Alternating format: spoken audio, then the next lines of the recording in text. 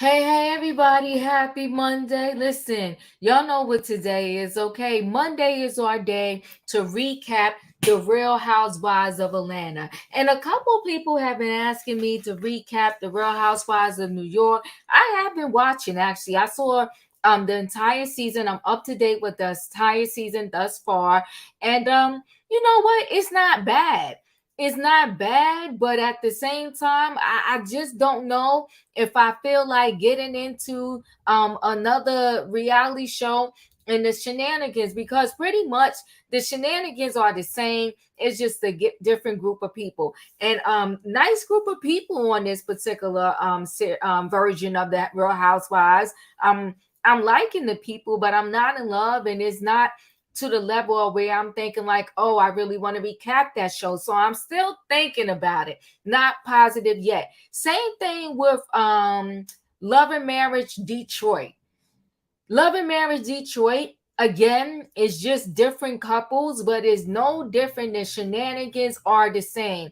And I'm almost 100% tired. I'm not completely there yet, but I'm almost 100% tired with adults who really are getting down, arguing over nothing.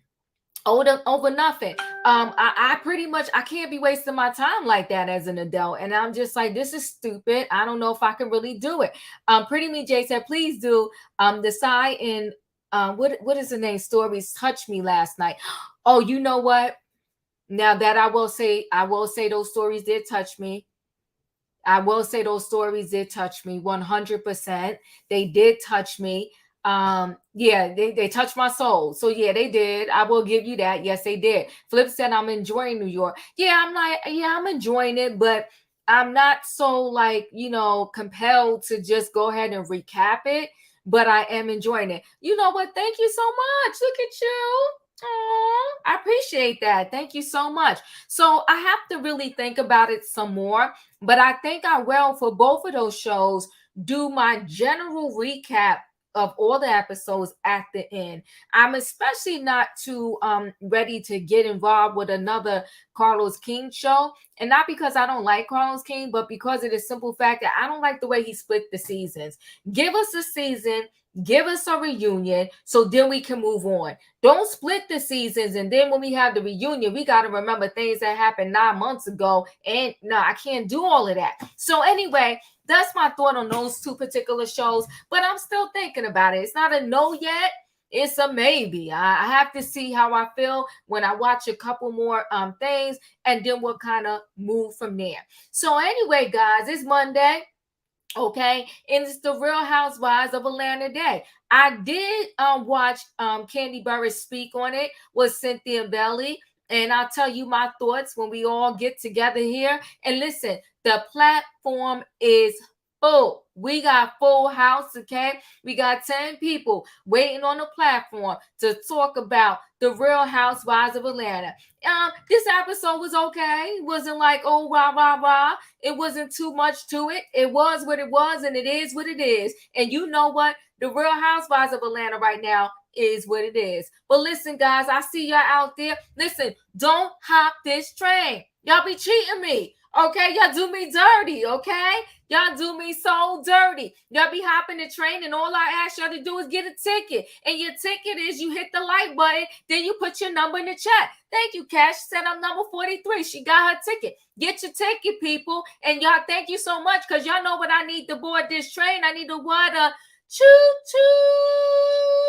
All aboard, everybody. We're about to board this train for Monday night Real Housewives of Atlanta recap, okay? And listen, Sonya and her sister, Shauna trying to pull on my heartstrings.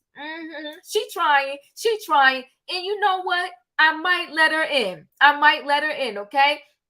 Not Kandi cancel her ticket. Don't do that to my Kandi, okay? Because Kandi last night, if y'all didn't see it, y'all better go back and watch it, because we did a show on the reunion looks, and my girl won. Kandi won. Hey, come on, shout out Kandi. They said you was the best dressed, okay? And Mayetta, I'm sorry, worst dressed, okay? And then Kenya Moore was right up there with her as the worst dressed. Now, listen, guys, I'm going to go ahead and board this train so we can get into today's recap.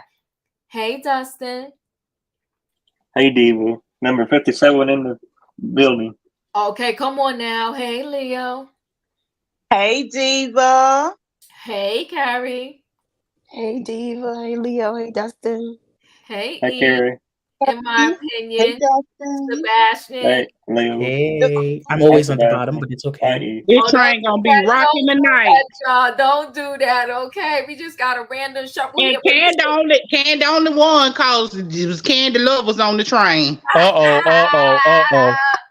gonna drag Kandi tonight. I'll tell you that. You gonna drag her, Emmanuel? Yep. You gonna drag her? I'm gonna drag Kandi tonight. Cause she didn't have the right color on, Diva, and you already know it. Me and you talked. Listen, let me tell you something, though. But can I tell you something? I did a fair assessment. We showed the outfits. We ran around the room, and Kandi came out on top. Don't hate me, okay? Kandi came out on top. You even said Kandi wasn't best dressed yourself. Ooh. Who you said was best dressed, Diva? I just want to hear you say it. I did that, but I just so you can't come out. But I'm just saying, I want to hear you say it. Who was best dressed? Drew definitely was the best dressed.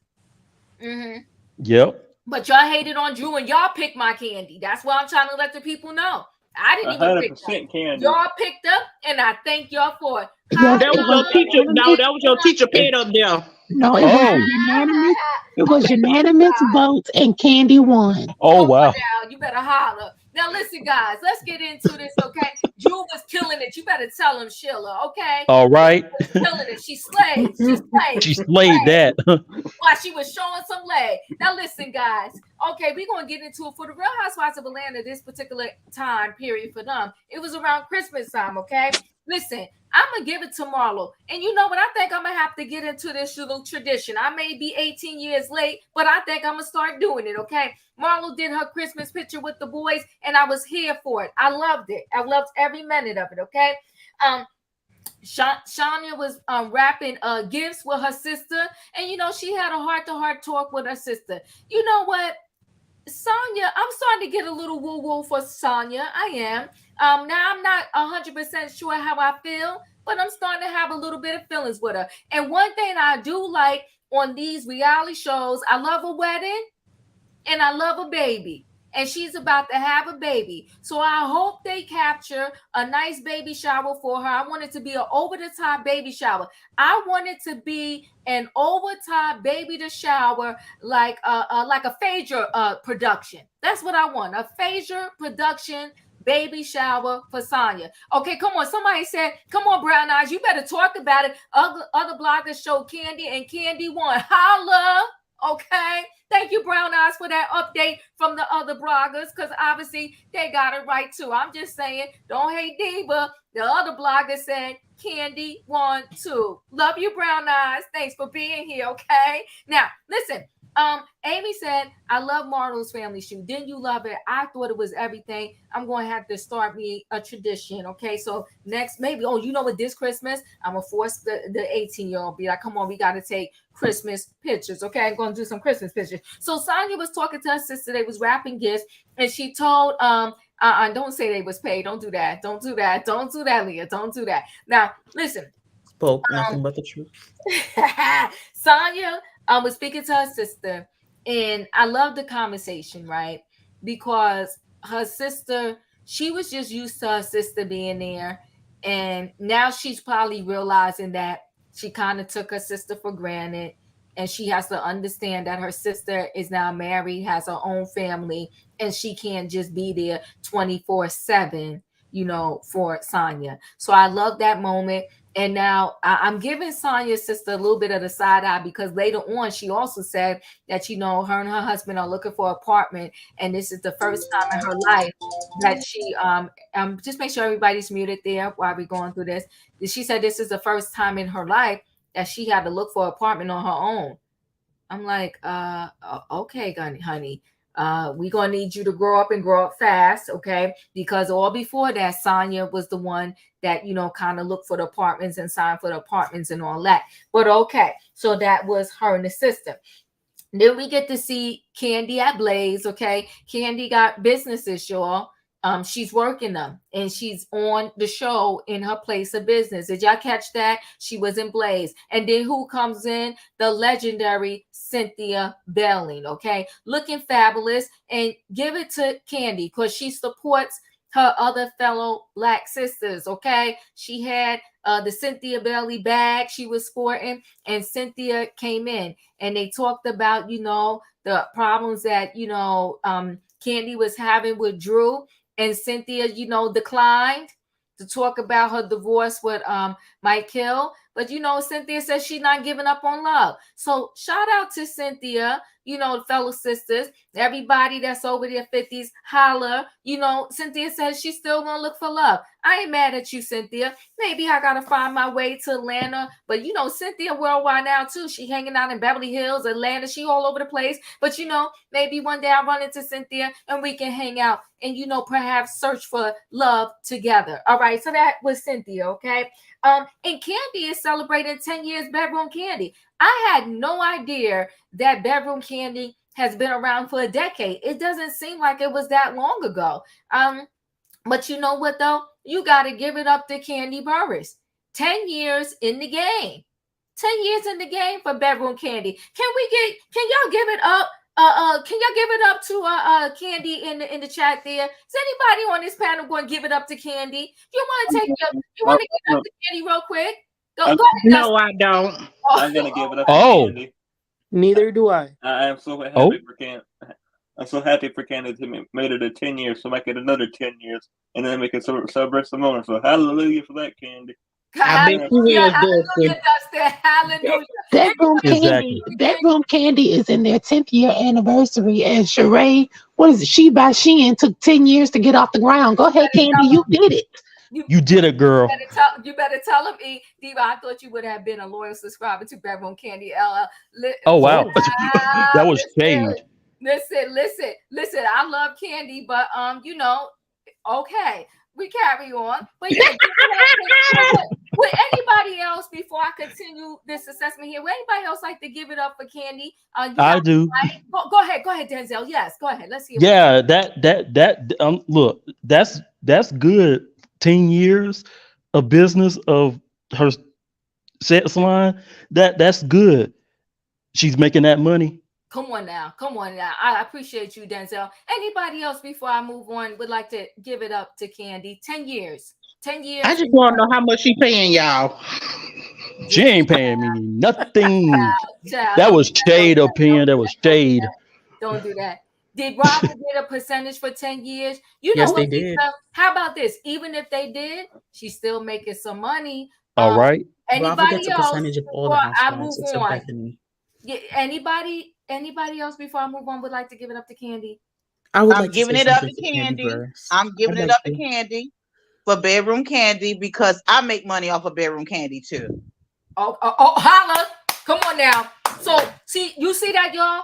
What do they call that type of business, Leo? When like it's like Mary Kay, affiliate marketing. It's level marketing. So what it is kind of like however the business structure is, how much you sell, the more you sell, the more percentage you make off of your sales. Right. And the level marketing that Kandi business does is a lot different than everybody else's because you honestly make money. Like if a customer pays $100 worth of product, at the lower level, you get $40 back. Wow. At the higher level, each customer that pays, if they buy $100 worth of product and you at the medium level, you'll get $50. You better come on. Oh, and they said managers and agents get 10 and 20%.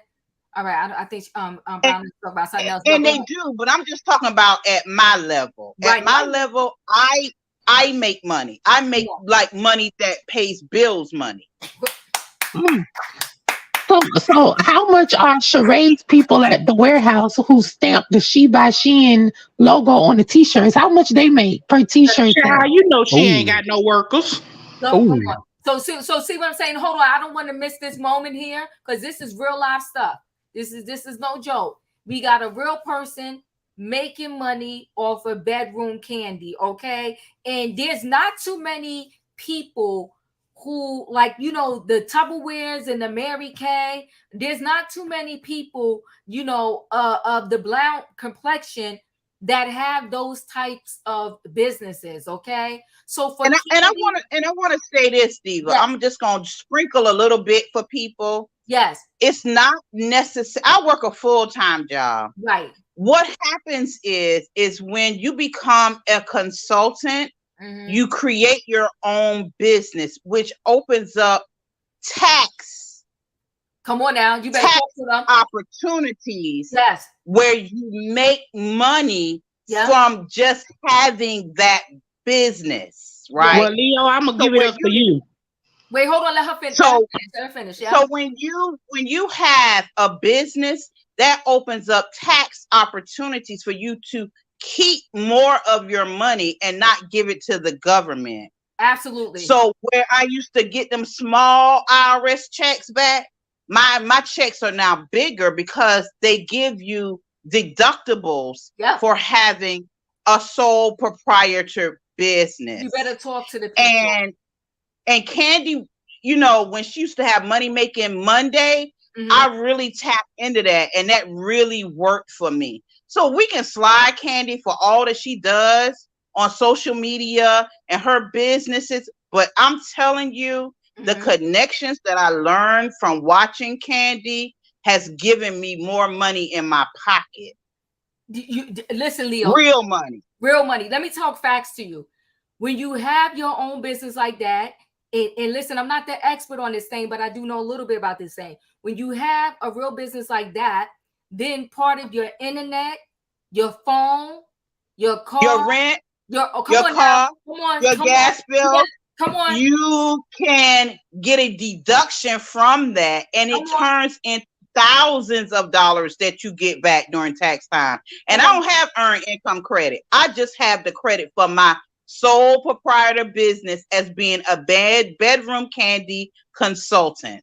Come on. But that's any business. You can do write-offs for that. Giving a little bit of information, though. Let's hold on one second. I understand, right? So I'm not talking about you can't do it with any business, but let's say a person that's not creative, that don't have the ability to open up their own business, because I don't make nothing. I can barely even cook, but I can run my mouth and I can make sales. Right. And I'm that type of person. Right.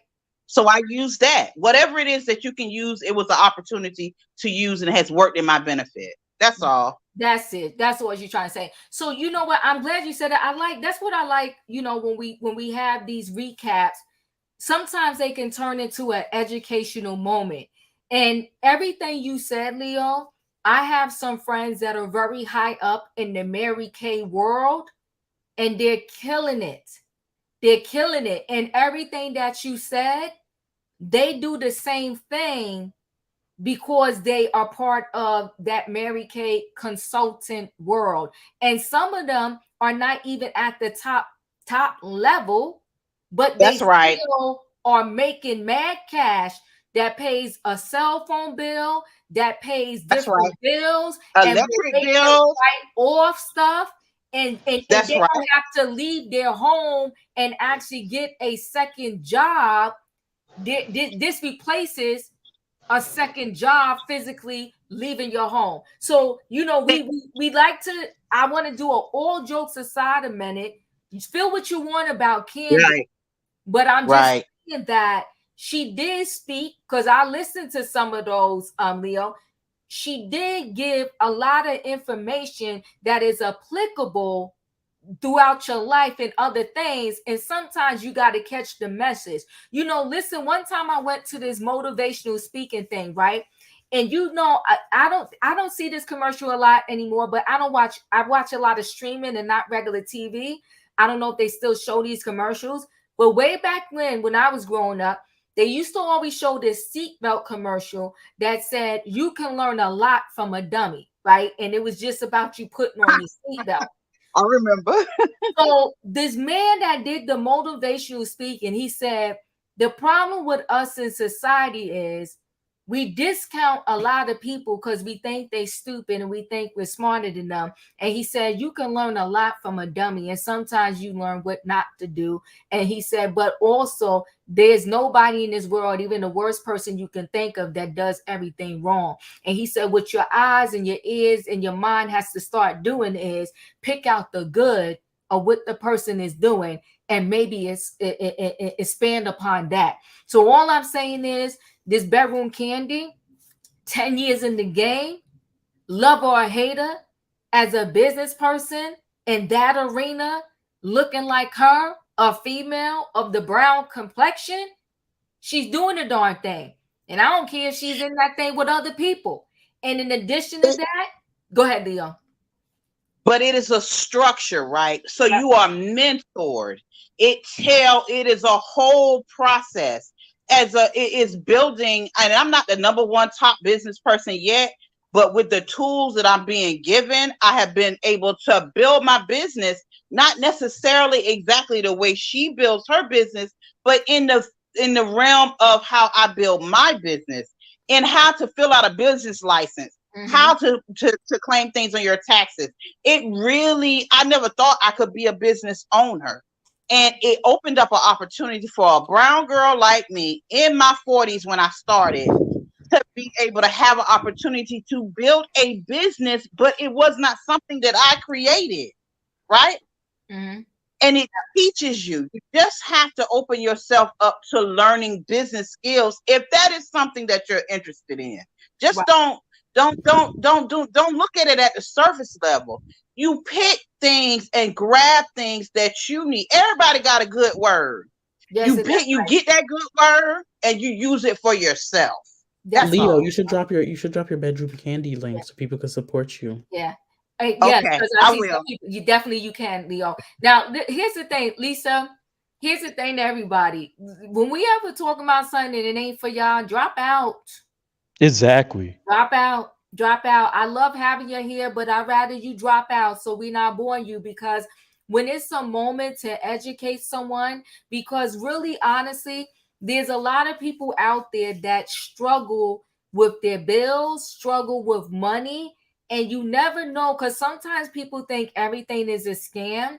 And when you hear from real people that are successful in the thing, it may help somebody, and maybe someone's in it, but they didn't know how to really move forward.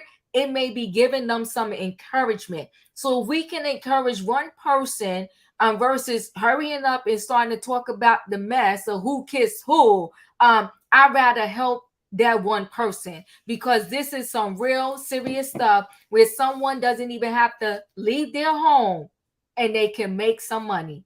Okay. And I know that I got friends that have they build their own Mary Kay site for their customers through the whole Mary Kay system. And sometimes when they sleep, if you listen to entrepreneurs and experts, the best way they said to make money is when you making money while you're asleep. Yes, that's what Warren Buffett said. You're not. Come on now, you better give them what Warren Buffett said. I read it all the come on. I read it all the time, Sebastian. So what happens is with things like that, with the Mary Kay, the Bedroom Kandi, you can have one of your customers that's up late or whatever on your site or whatever in ordering stuff, and now you making money and you was in your good little dream. That's the best way to make some money. So always saying And that happens to me all the time. come on now. That's how Amazon is the way it is. That's exactly how Amazon is built. Come on now. Come on now. You sleeping and you catching them dollars, okay? If you ever, even though it's I want to say I might be confusing person, but no, I'm not, because it's Netflix. I want to say transition to this. The guy who started remember you had the mail-in, you can do DVDs, but you could, like, you order it and they mail it to you, then you mail it back. Yeah, Netflix used to do that too. I remember that, Diva. That freaking guy, you know how he came up with that? Because he used to go to Blockbuster and had to pay all of them late fees, and his wife was getting on him and saying that you cannot rent another video because you'll never bring the videos back, and we paying all these late fees. I'm gonna speed the story up, okay? He went and got a video, mailed it to himself, and to see how long it would take. And yes, come on, JO, and Redbox, right? He mailed it to himself to see how long it would take. And boom, that's how he started that darn business. All we're saying in there is my hope is for everybody to not struggle. And if you can get a piece of information that can better your life, or start a little thing, because sometimes I know people who started with the Mary Kay, the this, that, and the other, and it transitioned them into starting their own business, okay? And they are raking in the cash, okay? Raking in the cash. So that's all we're saying. And that was before social media. Now with social media, your business can be built quicker. Come on now, Sebastian. You better talk to the people quicker through the social media. And a lot of people, not for nothing, listen, people do what they want to do. And do you. That's my life. Do you. I ain't mad at you. I'm going to support you. Do you, as long as you ain't harming you, right? But a lot of people, they want the Bedroom Kandi products, but they don't want to be seen going into these particular stores and all of that. And now that's why this girl's a genius too with that Bedroom Kandi, right? Now, in the privacy of your home or wherever, you call your dealer and you can get your stuff and don't nobody know.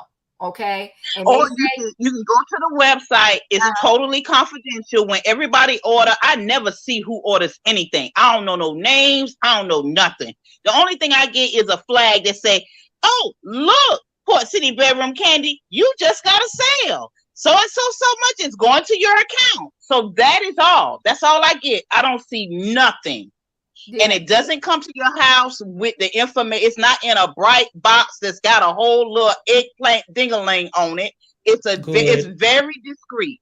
It's nothing even on your receipt that shows what you got. Come on now.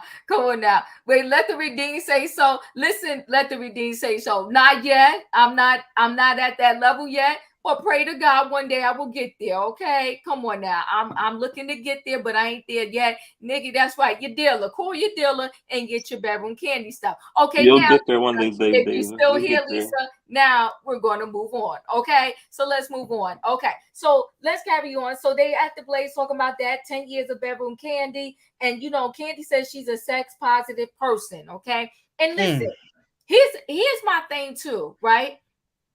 I'm in agreement because listen, we came here, we was born naked, boom, whatever, right? I have no problem with people who can be free to a healthy degree, in positive and feel good about themselves. I'll keep it like that because we're not trying to go rated X up here, right? So you have a good, healthy life all aboard. I'm into balance, right? I'm into balance all the way around. Balance on how you eat, balance on what you do, balance in your work, balance in everything. I'm into balance. And so therefore I'm into you having a balanced, healthy sex life, whatever you feel that balance is. Okay. So she got a balance. And then she told Cynthia about the drama between her and Drew. Okay. Kenya wants to have another baby. She was talking about that. And listen, that darn Brooklyn, I could go to Atlanta and snatch her up. She's adorable. She's adorable. She's adorable. That daggone thing is made for TV. Ain't she though? That's the best thing Mark gave Kenya, y'all. That part right there. She's cute. She's cute. She's cute. She's a freaking adorable. I love her, and I love every single scene with Brooklyn and Kenya. I did. You said at the dark zone. We ain't gonna do that, right? No. The Diva train don't do that. Wait. Now, Drew was in her closet with her stylist. Although Drew slated for the reunion, from everything I can tell in the pictures and all that right now, on the show, most scenes Drew show up for, I put a big question mark before it and behind it. So if that's the stylist, I'm gonna need the stylist to do better. I'm gonna need the stylist to do better because whatever. And her and Ralph have a little conversation, and Drew is 10 toes down that Kandi lied on her, right? I love Blaze. I talk about Blaze and Little Deucey all the time.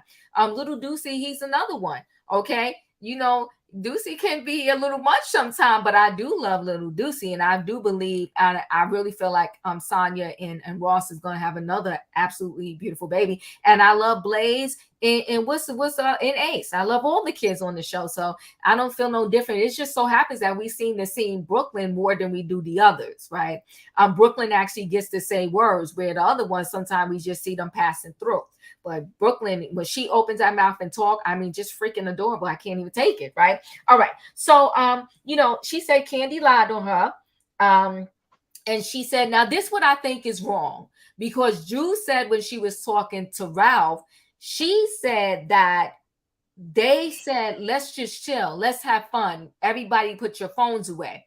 And on that note, for them to have said, let's just be us and everybody put your phones away, and for Marlo and Monyetta to film it, I think was wrong. Now, there was a lot of scenes I threw in there, and I'm going to stop there. But I will also say this. She also said that, now Cousin Courtney has been reduced down to just Courtney. And I'm here for it. Cousin Courtney is no longer Cousin Courtney. Cousin Courtney, hey, good. I love you. Oh my God, Juice, you look like Monyetta. You better go ahead and give the bob. Okay? But Cousin Courtney has been reduced down to Courtney. I'm here for it. No longer Cousin Courtney. She Courtney, okay? She Courtney. Dustin, what do you feel about those scenes I just talked about? I think about the Courtney scene and the Kandi scene. I think Kandi did a good job and everything. And sorry, I got kind of my sound cut in and out, so I didn't hear all of it. But I think that was a good scene, Diva, and that's all I'm going to say for right now. Like I said, my sound cut out, so I apologize about that. No, you're fine. You're fine. Thank you, Dustin. Okay, Leo, what are your thoughts? And I did like the Christmas photos of Monty and her two nephews. I thought those pictures were adorable. I also thought that Brooklyn pulled at the heartstrings, boy. Brooklyn be bringing it. She is ready. The girl is adorable. She is cute. She is well spoken. I mean, the girl really, really, really, really brought that scene. And then with Drew and her husband, Drew and Ralph, I'm sick of Drew and Ralph. And I was sick of Courtney, but obviously Courtney has figured out that she don't need to be holding her lip trying to support Drew on the lies that Drew tell. So it's funny, right? How she so quickly figured that out. Like, Cousin Courtney ain't speak up for me. Cousin Courtney said, look, I'm gonna drink my champagne and I'm gonna sit here and enjoy myself, and I'm not ready to get into this mess. She obviously seen the last season or 2 years ago of the reunion when LaToya did say, yes, we kissed. Now we trying to change the story, and that's cool. I like whatever happened at that particular moment, and Drew felt like she could not speak the truth of what happened because she is married. I mean, she can do that. It's not that serious.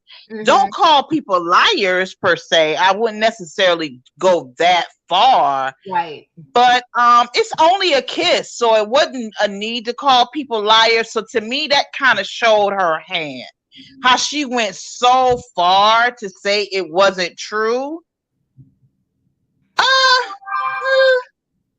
Yeah. I don't know.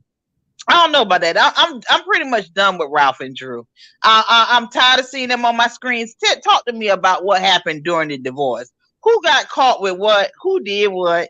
And then I'll open back up with Drew and Ralph, because I don't care about the closet. I don't care about the stylist. Because another thing too came into my mind. So Ralph said, "Don't touch his side of the closet. Don't touch his side of the closet." So we don't know what little extra cell phones is hidden in a sneaker or something like that that's going on in that closet. You like, don't touch mine. Don't touch mine. Okay. All right, Ralph. Okay. E, what are your thoughts? Diva, you know I'm always fumbling to get off mute. But here's my thing. Courtney didn't come on as Drew's friend. She doesn't even know Drew. She's not related to Drew. She came on as Sheree's friend. So Courtney came on to be a loser. Okay, because anytime you come on as a friend of Sheree, you're automatically a loser. So let's get that understood. Now, the thing that I found to be most interesting was when Todd said he made a mistake and gave Tamar's part to Moneta. And I thought to myself, aha, this is the reason that Tamar made that big fuss over nothing at that Escape concert a few weeks ago, talking about Todd was all in her face. Todd wasn't in no Tamar's face. Tamar was lying per usual. Tamar was mad she wasn't going to be in the movie no more. Now Tamar's down on YouTube cooking with Logan. Okay, Tamar, you're fired. Now, on to last night. I've said it previous weeks, and I'm saying it again. I do not like this configuration of women. They are not dynamic enough to keep my interest. The show is boring. It's too many girls who think they can show up to work and be cute, but positively have zero personality. These girls show up to filming dressed for tea like being pretty is enough. Being pretty is not enough, Moneta. Pretty is not enough, Cynthia. Pretty is not enough, Sanya. I don't care about Sanya and her sister. I don't care about Sanya or that new baby. And I really don't care about Marlo and that hired boyfriend chef. Marlo's nephews are cute enough. Don't get me wrong. I just feel sorry for them that they have someone with character like Marlo's for an aunt. Naturally, the highlight of the episode was Miss My Cheekbones Are Timeless, and the confessional look was exciting. That was the most exciting thing, the opening they gave Miss Bailey. It was everything. But everything Cynthia spoke about at that table was very lukewarm. She didn't bring any tea. It was very anticlimactic, and I was not impressed to hear about Cynthia and Mike's divorce. If you want to impress me, talk about those scandals with Peter Thomas and him not paying those employees down at Bar None. That's what the people want to know. Truly original, drop the ball. This was a missed opportunity. And I know we're going to talk about it later, so I'm not going to go any further, but I just really have to say, no, you did bring up Brooklyn. Yes. Brooklyn is beautiful, and she's always been beautiful. I've said that numerous times. Brooklyn being a big sister is a nice thought, but Kenya, don't you dare try to get pregnant again. And don't you further another one of Mark Daly's seeds. Do not feed his Leo ego. Get a surrogate or use donor sperm or adopt. I've been considering adopting myself lately after learning one of my great-grandmothers was adopted. It is something beautiful to me about taking a child who is vacant of a loving home and filling that space with your love and guidance. So many children need a home and will make an excellent baby sibling for Brooklyn. Just one critique though for Brooklyn. Brooklyn is too consumed with being the only cute baby, and we need to balance this out and ensure that she knows the value of being smart and hardworking. I think Brooklyn is very beautiful, but she should not be focused on being the only cute one. That's my only thing. And before you go to the next person, the reason people don't talk about how cute Deuce is because Deuce is bad as hell, and Deuce is unruly. But of course he is, and I put this in the chat. His father is in Texas, and his mama is running the streets. They don't need another baby, especially if the sister's moving out. Sanya, whew, this is not good, girl. You cracking Sebastian up. But thank you, E. We appreciate you.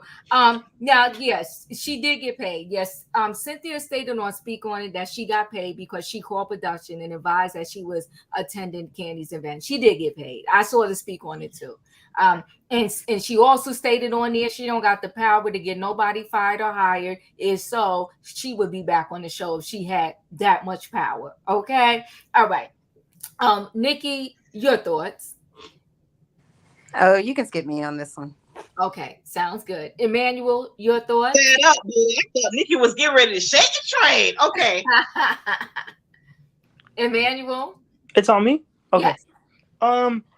Let's see. I loved seeing Cynthia, but it kind of reminded me when she was talking about her ex why she should not be back on the show. I don't mind a few appearances, but if she were to come back, it would probably be another relationship problem and a Bailey Q. That's all she brings to the table. So I like seeing her, but just once in a while.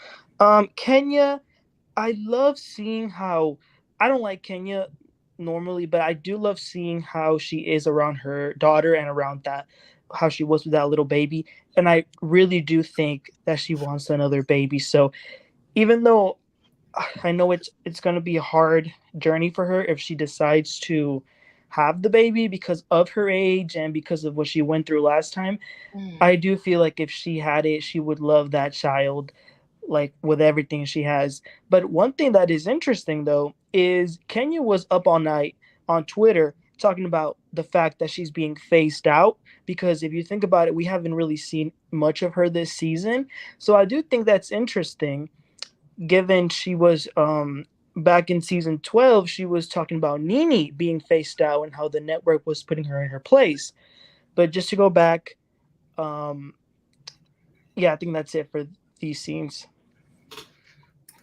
Yeah, also Kenya feels she's being phased out. Yes. She feels like, oh, and she specifically mentioned the scene that they cut out with Cynthia when she went to go to her photo shoot. She was like, well, I don't know why they cut out this scene when she had already come to see me before. Maybe they're trying to cut my story. She was like retweeting and liking, and it was a mess. But yeah. Well, Cynthia spoke about that, and she said that wasn't really planned. She said she was next door. She spoke on her and Speak On It. She said she was next door doing something for BET and then heard that the Real Housewives of Atlanta was over there filming. So she kind of went over there. But she said she wasn't. So that's why she said even when the fans was like, oh, they cut you out. And so she said they even had she said she was shocked when she saw the trailer that they had even put her in the trailer like that, walking towards there. Because she said, it wasn't, that piece wasn't really planned. And she just happened to go over there. And so that's why she said she calmed fans down when everybody was like, oh my God, how dare y'all cut Cynthia out? We was waiting to see her. She said that wasn't planned. Like if you go watch the Speak On It, she talked about that. And she talked about how she was paid for the work that she did do. She said, of course, it wasn't a RHOA check like, that she was used to getting when she was on the show, but she did get paid. She also talked about how Sonya had invited her to her husband's 40th birthday party, but she said, she didn't really know her like that. And she also asked, was they filming? And so that's kind of why she was like, she didn't really want to go because it was like, all right. She said it didn't make sense for her. Like you've been on the show for 11 seasons and then all of a sudden like you're part of the background instead of the forefront, like with a mic on and really being part of the show. So that's why when she called them, she negotiated the scenes that she was in and she got paid for it. Oh, okay. And then let me say this about the Speak On It because I didn't watch it. Mm-hmm. I don't watch that, but I did see a clip on social media. Mm-hmm. And I think there is a dark side to Cynthia. And I think what Nene was saying, I'm starting to see it because the way her and Kandi were sitting in that room and Cynthia was like, well, if you can build a house, build another one. And like, just there's like the way they were like smiling and like, I think there's a dark side to Cynthia. And I think Nene was right about that because that came out very shady and it was not nice.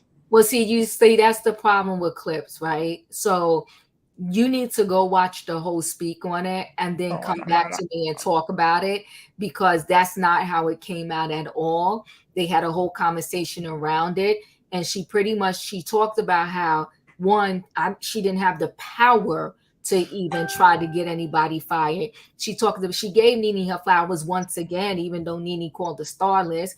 And she also said that Nene was the one that always had all of the execs and everybody named like right in her Rolodex, and she could make calls and people would pick up where none of them could, right? So she said none of us had that power. None of us had their direct numbers like that, but Nene did. So she just said, like, she reiterated the fact that no, who would I have went to get her fired? She said, 2, if I had that much power, I would be back on the show, or I wouldn't have got kicked off the show. And she said, 3, if you feel you're such a star, but she gave her credit, no different than Nene did. Like, Nene will give you credit and then snatch it back. She pretty much gave Nene credit. She said, yeah, when I came here, because Cynthia came season 3.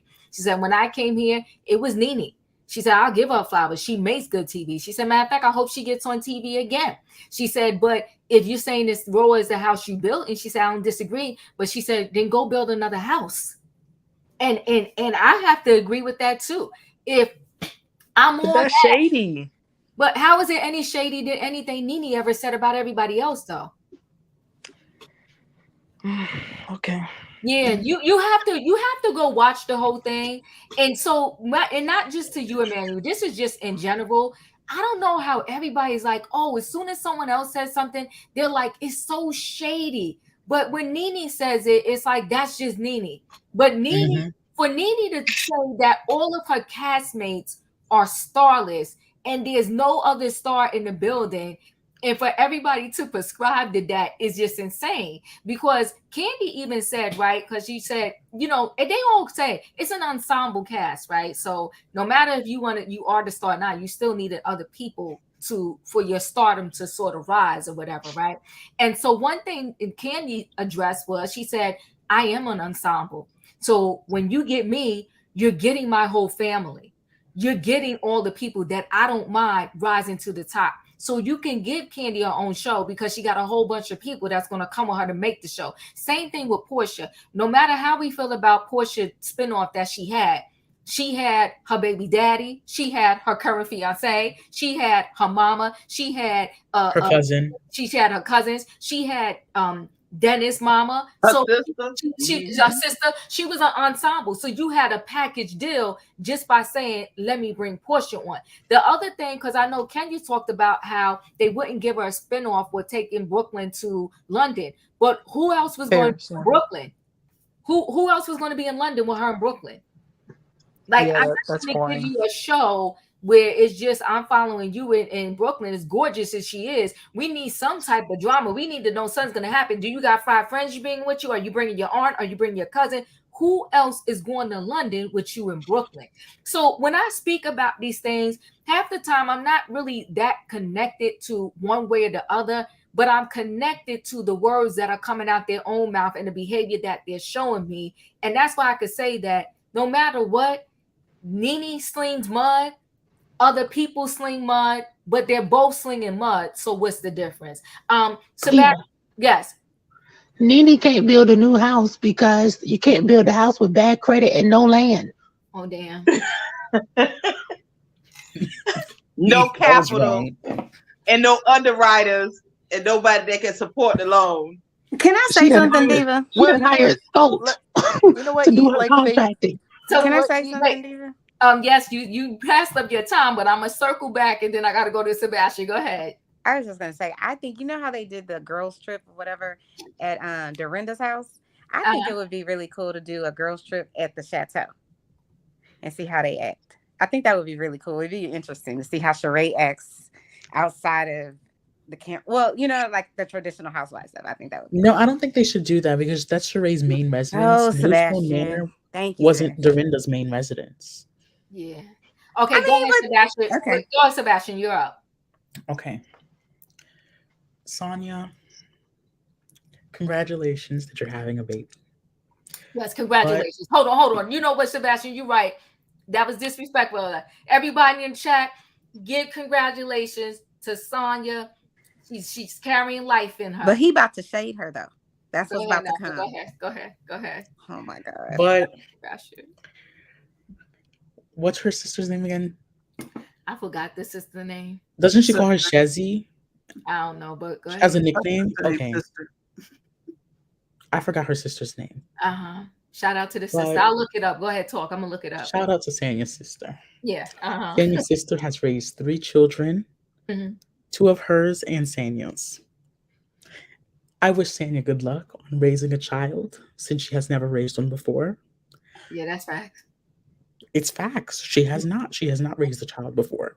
I'm sorry. Some of y'all are going to drag me saying I'm dragging Black mothers. No, Sanya has not raised a child before. Mhm. That's so disrespectful. But go ahead. It's not disrespectful. It's the truth. Well, It's go the ahead. truth. Come on, let Sebastian have his. Um, Go ahead, Sebastian. I really wish that this baby will bring happiness into this house.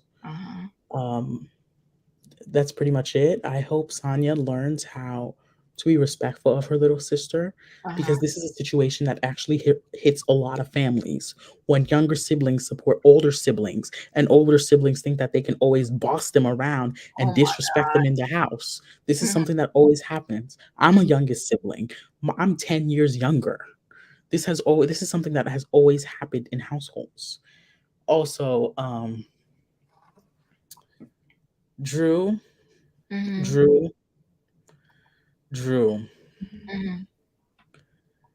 know what Ralph was doing in Las Vegas, Drew. Oh man. You know what he was doing. You know exactly what he was doing, Drew. Stop acting like you don't. And your assistance with that closet thing, the whole closet is practically Drew. That little corner is just Ralph's. That little corner is just Ralph's. Oh my. It's crazy. It is crazy.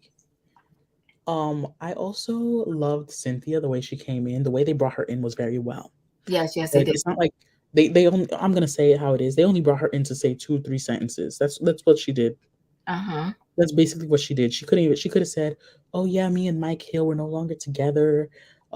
This is what happened. This is what happened." No, she just said, "We're no longer together." I love how Kenya's with Brooklyn.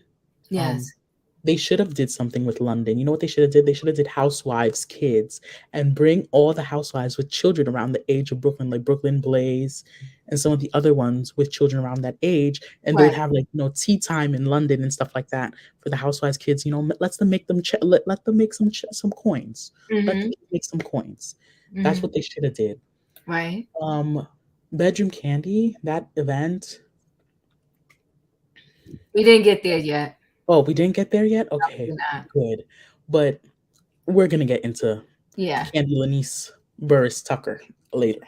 Yes, we are. We're going to get into that. And it's not going to look good. Nope. Let the dragon begin. No, it won't. All right. All right. So, Don, thank you so much for the super chat. He said, lift every chair and swing. This episode was boring again. See y'all for topics this week. All right, Don, we'll see you later on during the week. Okay. Okay. Wonderful. In my opinion, what are your thoughts?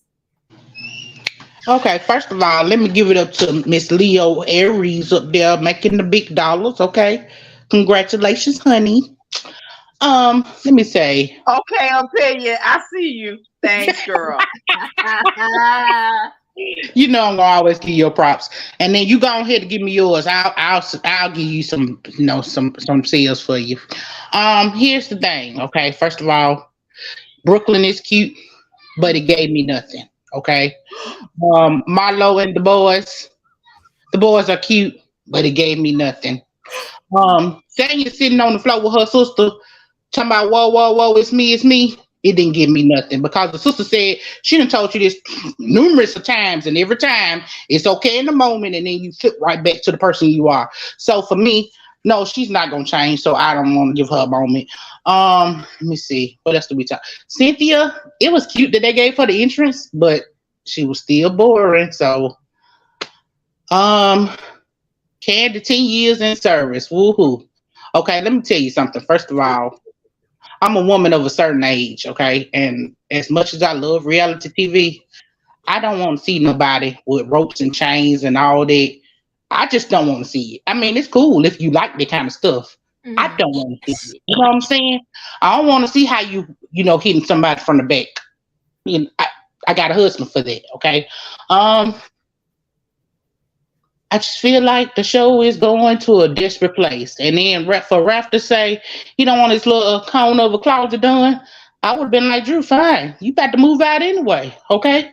So Raph, I guess you can go to Florida with the women you've been cheating with anyway. Back to Vegas with the one you were cheating up there with. I don't really care no more. Mm-hmm. Yeah. All right. Thank you. In my opinion, Juice, your thoughts? Y'all are cracking me up. Listen, I'm gonna just be real brief. Let me just touch on a few things if y'all have talked about this already. Kandi, promote every single one of her businesses. All she had to do was to sing a theme song at the end of this, and she would have had everything that she's doing on that one episode. I, as a businesswoman, love that. I was like, yes, that's how you do it. I love that. Let me talk real quick about Sanya and her family. I'm really nervous about Sanya having this baby and not having her sister around. But I do know as a mom, she's gonna get through it. She's gonna learn. She's gonna learn. Every mother's gonna get through it. So kudos to Sanya and her having a baby. I think I'm more happy for Ross because he really wanted to have another baby. So happy he is. Let me talk real quick about Drew and that closet, which was embarrassing to see on TV. I would have never put that closet on TV. My closet is better than that. And I shop at Target and Marshall. I am so embarrassed that Drew had that closet on camera. And to have that young man there that says he's a stylist, I was like, all I heard was Trump saying, you're fired. That's all I heard. Then I also want to talk about Ralph's small closet. Now, y'all didn't pick this up, and y'all on Diva's channel, I thought y'all would have picked this up. Why would Ralph need a large closet when he has probably his clothes in Tampa? Come on now. Ralph don't need that big old closet space. So be careful with that. So Sheree, did y'all talk about Sheree's new boob job yet? You know what? I did not, but you might as well throw that in because that actually shocked me. That actually shocked me. But you know what, Juice, how she shaded while she did it. She shaded Kandi in Kenya because she said, I went to their doctor. But Kenya got a boob reduction. Mind you, Kenya got her boobs. It doesn't, but see, the thing is, it don't matter what she got. Everybody's not going to know that, and they already think that or feel that she got a fake booty. For you to say that, what was the need? No, Diva, Kandi says she had already talked about it on her YouTube. Who did? Kenya? Kandi talked about it. But did Kenya? I don't know about Kenya, but Kandi did say it wasn't shade. Everybody knows I went to that doctor. First of all, no. Okay, everybody thought that Sheree's body was natural. Hold on 1 second, guys. I want Juice to finish. Go ahead, Juice. Well, we're going to talk about that. I'm really concerned. But first of all, I want to know, okay, Sheree keeps getting all this money. Now she got this boob job and got more money. And I'm just curious about all that. And then my question is, did Sheree want to have the boob job, or did Martell say something about the boobs and maybe had her to get a boob job? That was my thought as far as some women that do that kind of thing. And that's on a serious tip. Because I thought Sheree was gorgeous anyway. She said it had something to do with they were hard or so forth. And then just real quick, I'll talk on Kenya real quick about having another baby. Kenya, I think that she should have another baby. I don't know with who. I understand the logic that a lot of people are saying should she have it with Mark, because the babies will have the same father and that kind of thing and not separate fathers. But I'm a little concerned because Kenya's already in hot water and deep water with Mark. And to have another child, that's just going to add more aggravation. And Kenya, I don't think is realizing that aggravation on her, it's also aggravation on those children. So she's got to really be thinking more about that as well. But overall, I'll go on to the next ones after you guys go on with this. But child, Sheree and those boobs, y'all go right ahead. Yeah, I will add this, and then I'm going to go to Denzel with the boobs. I think Sheree has a lot of insecurities, but I think it started way before Martell because her ex-husband, with Bob, he mentioned that as soon as she heard she was going to get on the Housewives way back when, she did something to her face. So, and I think, you know, a lot of people, it's like once they get past that fear of initially getting a procedure done, sometimes they don't have problems to continually go under the knife. I think Sheree is now addicted and she's not going to stop. The boobs are out of control. Her face, every time we see her, it looks different. I think she's doing too much. And I think she should be placing, but this is just my opinion, her money into better things in areas like her business. Her fibroids. And the fibroids. It's just that I'm just like, girl, when she talked, and she said about the boobs, she said she had to get them redone. I think they're showing in the previews that's coming up, or she might have said it already, because, you know, here's the thing with the plastic surgery like that, when it comes to putting anything in your body that's foreign, our bodies are, you know, God built us in an amazing way. Your body is built to protect itself. So anytime you put in stuff like that, the body's first defense is to attack it. Right?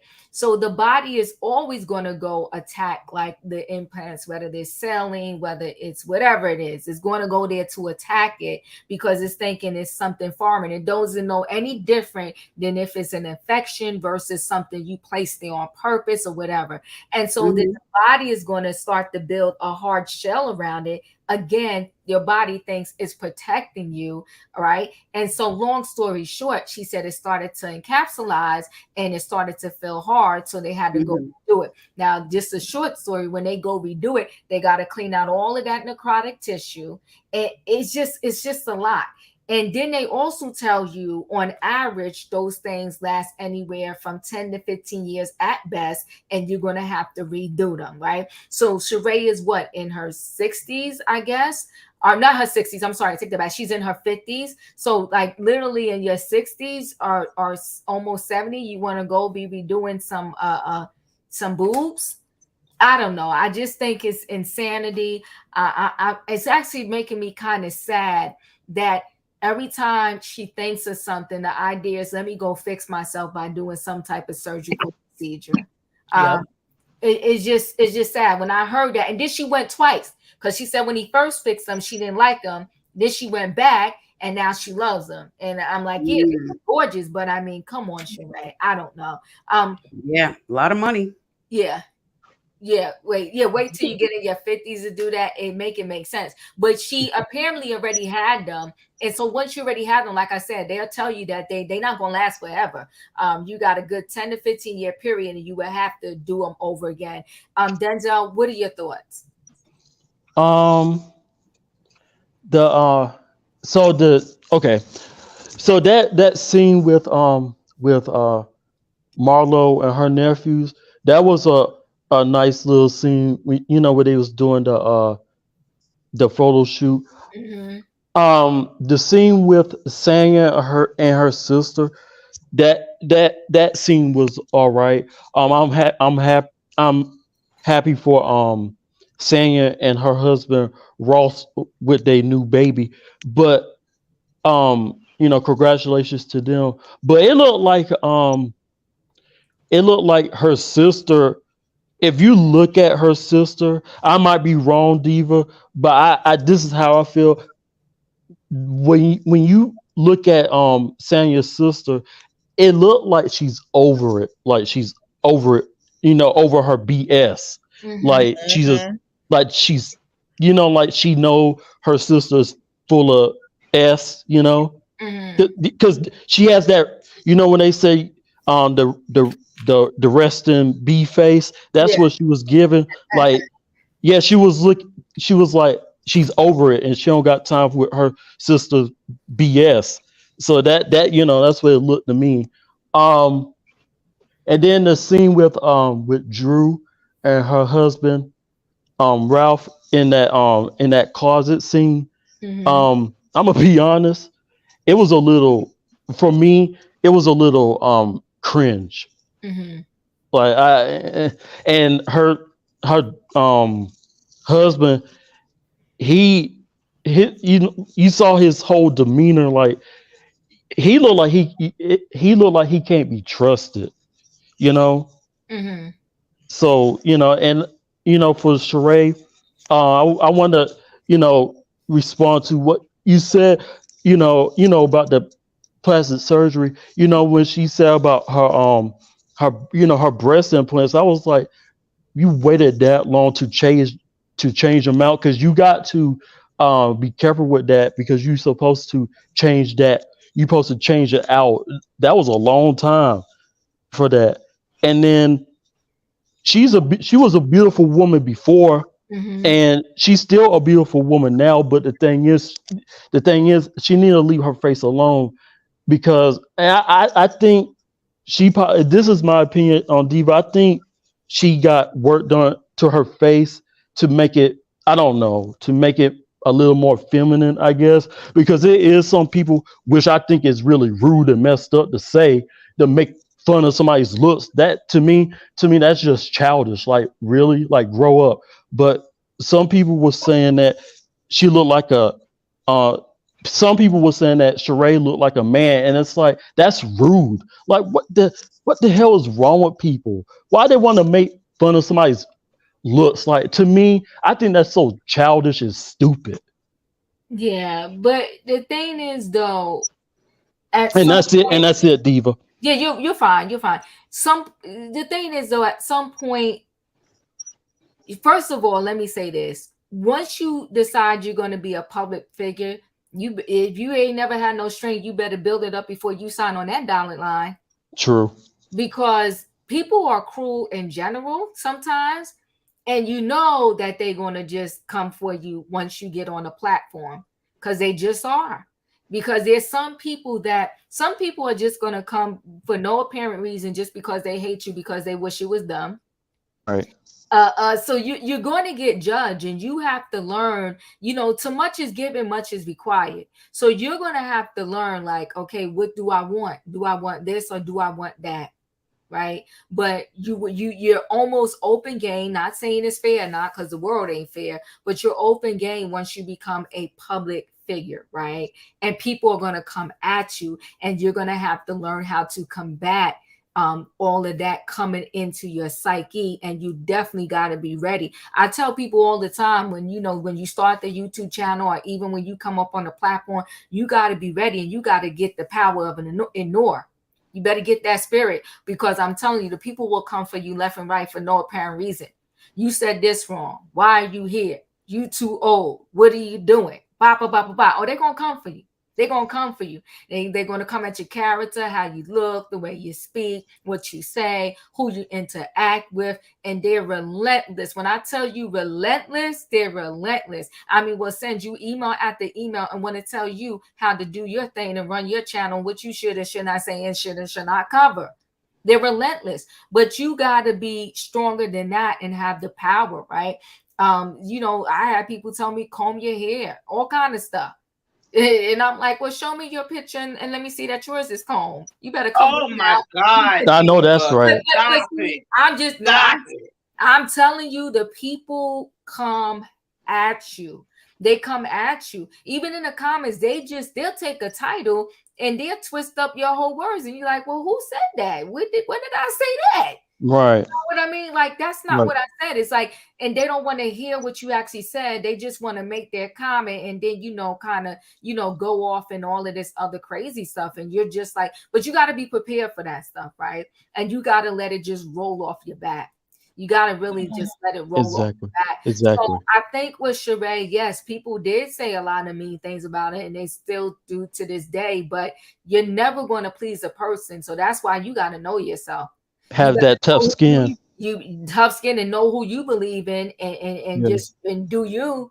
Yeah. Or else you will be chasing somebody else's opinion after you over and over again. You change it. They say like you better in red. You wear red all the time. Somebody gonna be like, oh, you wearing red because you the devil. Then you're gonna change your color to blue. Well, why are you wearing blue? You can't do that. You got to be you, and you got to be strong in your spot. Okay. Right. If I could show you the emails and the stuff I got, but see, I prepared myself, right? And I know how to come back at them and tell them, listen, don't send me another email, because that you got the wrong one. Right.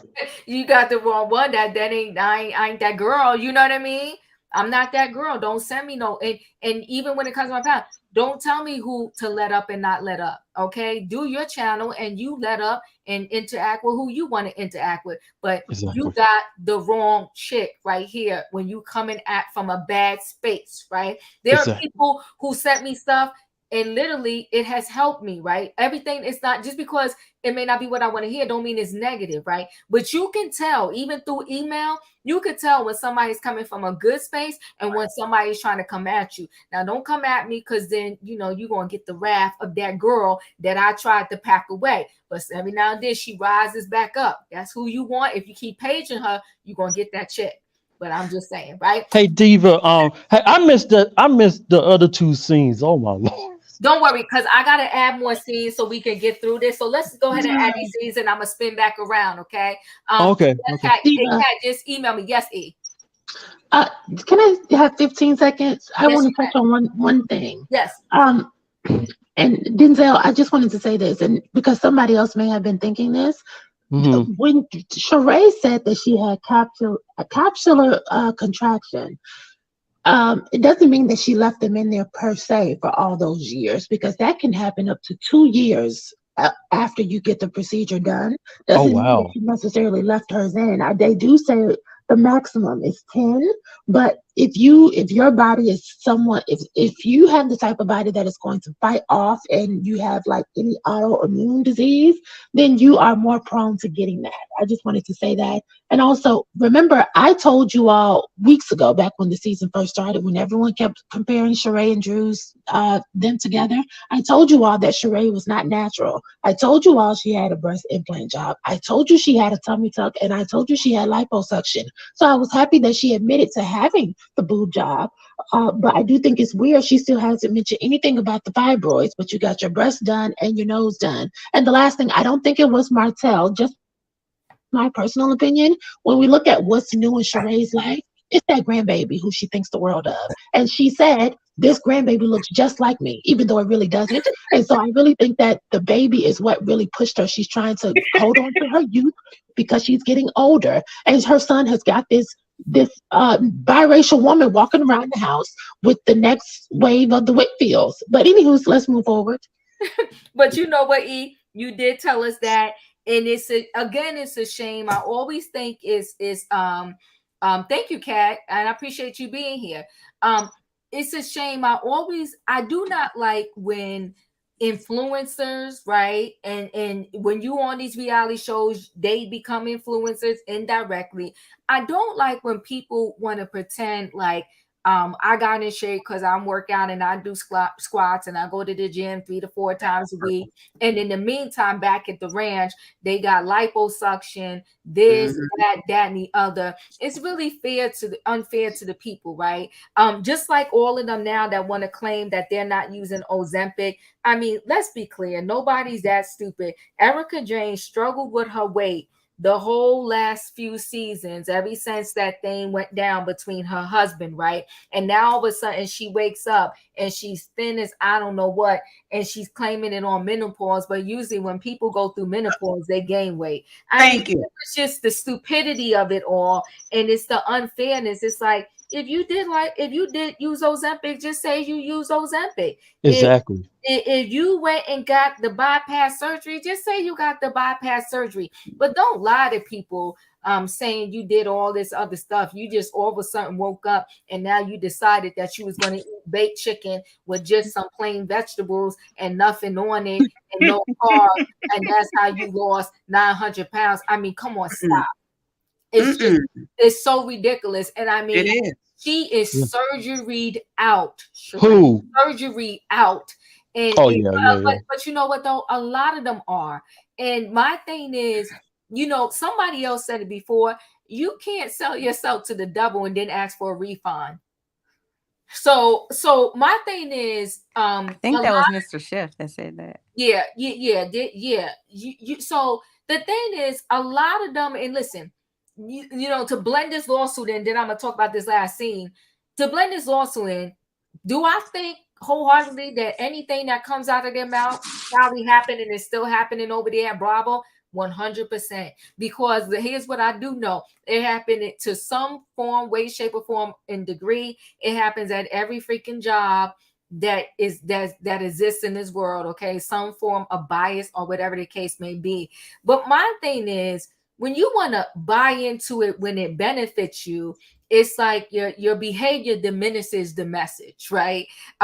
You want to buy into it when it benefits you, but then when it no longer benefits you, you're screaming at the rooftops like, oh my God, they did me dirty. And what I say that to say that I saw the interview for one of the girls from the Real Housewives of New Jersey, and she said literally all of them know that everything that goes on those shows is not real storylines, that it's a lie. And she said Teresa Giudice even said she didn't watch the show. It was literally like a job to her. And when people come to this happened or this happened, she was like, I really don't care, like whatever. Like she got her check and that's all she cared about. But most recently, the reason why her and the sister-in-law have really, really been getting into it is because Teresa started to watch the show and actually see the amount of stuff that is being said about her. She said before, Teresa will only see the clips once they got to the reunion and find out that, oh, so-and-so said this about her, that about her, whatever, because they all know that it's manufactured stuff, is made up. And she said, this particular woman said that, you know, all the people that really continue to do the Housewives show is because they need that check. Because she said, who else would sign up for the nonsense? It's brutal. And she said, you know, production surely does. They'll come to you and say this. She said, half the people, when they bring them up there as friends, they don't even know each other. She said, half of the people that say they're friends, they don't even hang out with each other outside of the show. And they just, everything is just made up. And she said for her, when she was on, there was this one scene where she walked into the restaurant and she's like, hey, I'm here. And it was like all of these patrons in the restaurant, everybody was looking at her, and she had went over to somebody's plate because she was hungry. And she said she took off an onion ring or whatever. She said, but everybody in the restaurant was her friends. She literally, because the restaurant was closed, it was at the hours. And she literally, and she said all of them was actually waiting for her to ride because they were all her friends and they knew that scene was being filmed. She said she literally knew everybody in the restaurant because they all were her friends, right? So we have all been saying for years, to some degree, I think maybe in the beginning stages, a lot was a little more real, but to some degree, we knew after a while, like this stuff is just made up. And, you know, now everybody is coming out and confirming that, yes, this stuff is not even real. It's all made up. And we begin to see that they always bring in somebody on as a friend of a friend. But just like with Portia, who were really still their friend's husband, I would hope no one. I know it does happen, but you know what I mean? So, you know, now you found out later that she was never even friends with what's her name? Like they wasn't real friends. Anywho. Fallon. Mm-hmm. It was never really friends. So let's get to this last scene. And that's when, yes, Sheree admitted to having a new boo. She said she went to Kenya and Candy's doctor. And she told Kandi about what Drew said about her just producing the whole thing. And that's why Kandi lied about, you know, Drew kissing a girl. And then we get to the Peach event. I will say this again, you know, that when someone's having an event like that, if it's not you, I would say, why even go and show up? And I know everybody's saying it's their job, but that would have been one day where I just would have had to be sick and I would have called in and said, good luck. And, you know, I would have sent her nice roses. That would have been me being in the scene. I would have sent her roses, whatever. I don't know if you caught how Ross was not here for it, because when Sonya was like, come over here, let me demonstrate something. He was like, no. He's like, no, I'm good. Okay. So that's not Ross. That's not who he is. Right. So I feel like, yeah, I'm going to be here for my wife so she can get her money on this show, whatever the case may be. But so far he will go. And so that's what I like. It's like, it is not your thing and it's not what you do. Don't let nobody force you to do it. Because I clearly heard him say, he was like, no. And he was serious. Well, she was like, are you serious? Like, come on. He was like, no. He was like, no. So he didn't do it. He wasn't going to be forced into the shenanigans. Ross is a good looking man. Okay. But I think all the husbands, you know, got their nice little look to Rossy fine. Rossy fine, Diva. Yes, he is. Born. Yes, he is. Right. So Ross said no. So Monietta shows up. Monietta, if she's coming back next year as a friend, I am going to need a stylist for her, like ASAP. Okay. Drew, Her Yes. stylist is definitely getting an F because, like I said, there has not been a scene that she has showed up to yet where I'm like, wow, she rocked that outfit. All of her outfits across the board, the whole season, get a straight F. This, you know what I'm going to say about Marlo? One thing I'm going to say about Marlo, that girl definitely needs to do something in the fashion industry because she does slay it. She slays it down. She does. She give body. She give body to the people. That part. That slip was way too high for me, and it was showing a lot of body. But you know what, though? At the end of the day, look good, and that girl knows how to put on an outfit and throw it together. And I like the fact that even Kandi said, "Girl, you tore it down. You did the darn thing." Even though they had their issues, she let her know you did the darn thing. Matter of fact, Marlo looked better than the host, and y'all know I love me some Kandi, but you know, Marlo tore that thing down, and that's how the host was supposed to look. Ain't no way you coming up to my shindig now, and I ain't going to be slaying that thing down. Kandi could have did better. Marlo did the darn thing. Okay. You know, Diva, before you move on, it's a whole bunch of y'all in the chat that has not liked this video. Please, like, we've been on for an hour and 20 some minutes. Give Diva a like. She do this all the time. She don't ask you for nothing else. All she wants you to do is hit that like button. Just show your love. Hit the like button. Oh, thank you, in my opinion. I appreciate that. Right. So, you know, who else? So LaToya shows up, her husband, okay. Another one got a nice looking husband, and she pregnant in real life. Because I ran by one of her videos. She is actually pregnant, and I want to say that is her husband. So she comes, and her showing up to this scene, whatever. You know what? One thing I gotta say too, I like Kandi and Tiny's relationship. I actually really like Tiny a lot. It's something about her I like. I just feel like she's like a fair, even-keeled person. I really like Tiny. And Tiny showed up for Kandi at that Bedroom Kandi Peach event, and I thought that was cute. Okay, LaToya was a waste of our time, and that's a hands down, point blank in the period. Her coming there was just a waste of our time, and I'm sick of this kissing gate. Like, who kissed who? Really don't care. I think that, you know what, and listen, Marlo, she did this thing real slick and nice, nasty, and I was here for this scene where she spoke to Ralph and pretty much told Ralph, you know, your wife is a liar, and I'm sorry you got the I fell out. I said, okay, hold on, wait a minute. I had to watch that tape twice. I said, no, she didn't tell this man that your wife is a liar. And you know what, he darn near agreed, because he shook his head like, you know, I deal with my wife or whatever the case may be. But I said, come on now, you done did the darn thing with that. She told that brother, your wife is a liar and I can't deal with her. And all I said, she said, now this really sound bad, and I'm going to give it to Marlo. Was it a big deal? She said, I'm in tech like your husband. Well, I didn't see where the problem was. It wasn't a big deal to me, but Drew made that out of a whole mission and, you know, told her husband. But so whatever. So Marlo killed it. We got LaToya coming there. Sheree, what happened? The color was peach. I sat up, I cleaned my glasses off, I looked again. I said, where's the peach? Exactly. She had on jeans. See, you spending all that money on the plastic surgery, and now you can't even come in the right color scheme. Because I was like, did she have peach on? I mean, was her toes painted peach? Was the nails painted peach? I don't know what happened, but Sheree got a miss on that outfit with the jeans, with the ripped jeans. You put on a peach t-shirt. I don't know. She missed the mark on that. Okay, so that was Sheree. Who else was there? Monyetta, unforgettable. Like, I mean, you know, not unforgettable. She's forgettable, but whatever. Monyetta was there, and then Courtney showed up. You know, this I'm gonna give to Courtney. And I'm gonna give to Kandi too. You know, Courtney was in the background, and she was in the background, but I'm glad that she was in the background. Some of these shows, when they're fighting with certain girls, they're like, oh, they can't come to my event. But you know what, Kandi? Give it up. She let that girl come there and get her $500 check for being part of the Peach event, okay? Because I think that's all she got for being a friend of, so she let her get it. And I was proud of Kandi for letting her come to the event.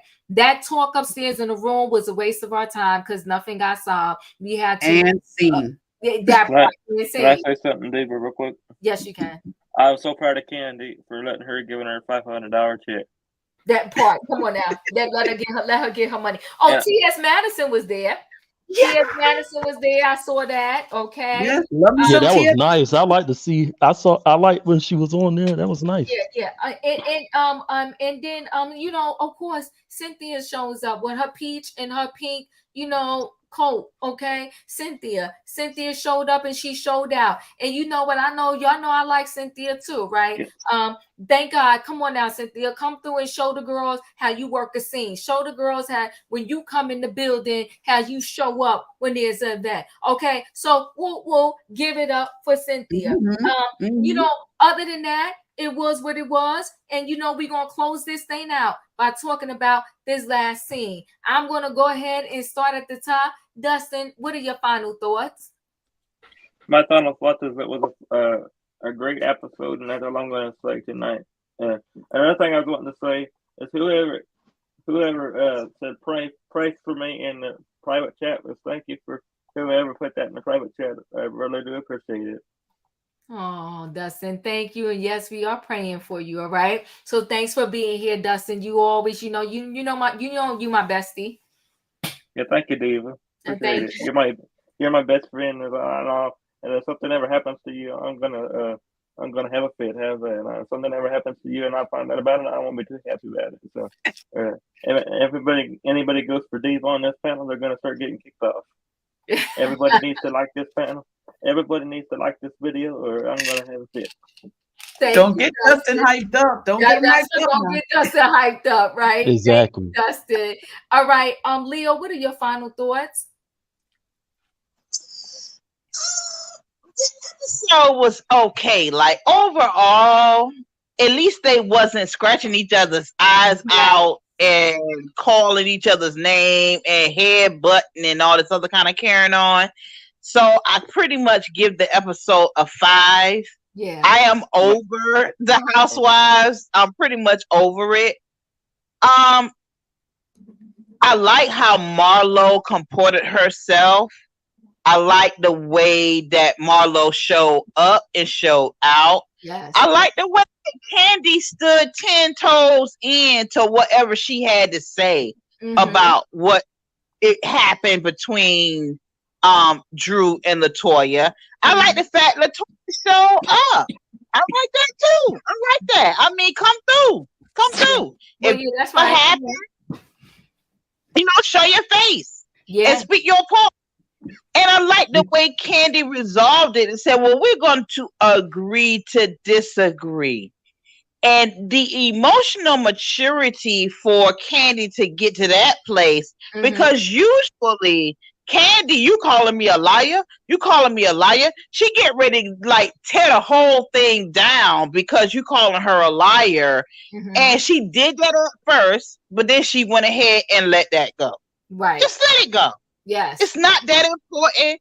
It don't have that much to do with anything. This your event. The girl showed up. Your homegirl Cynthia showed up. Your good friend Kenya showed up. Your good friend Marietta showed up. Your real good girlfriend from back in the days, Tiny, showed up. So let it go. Don't create no whole big old scene over it. Let it go. It don't have anything to do with you.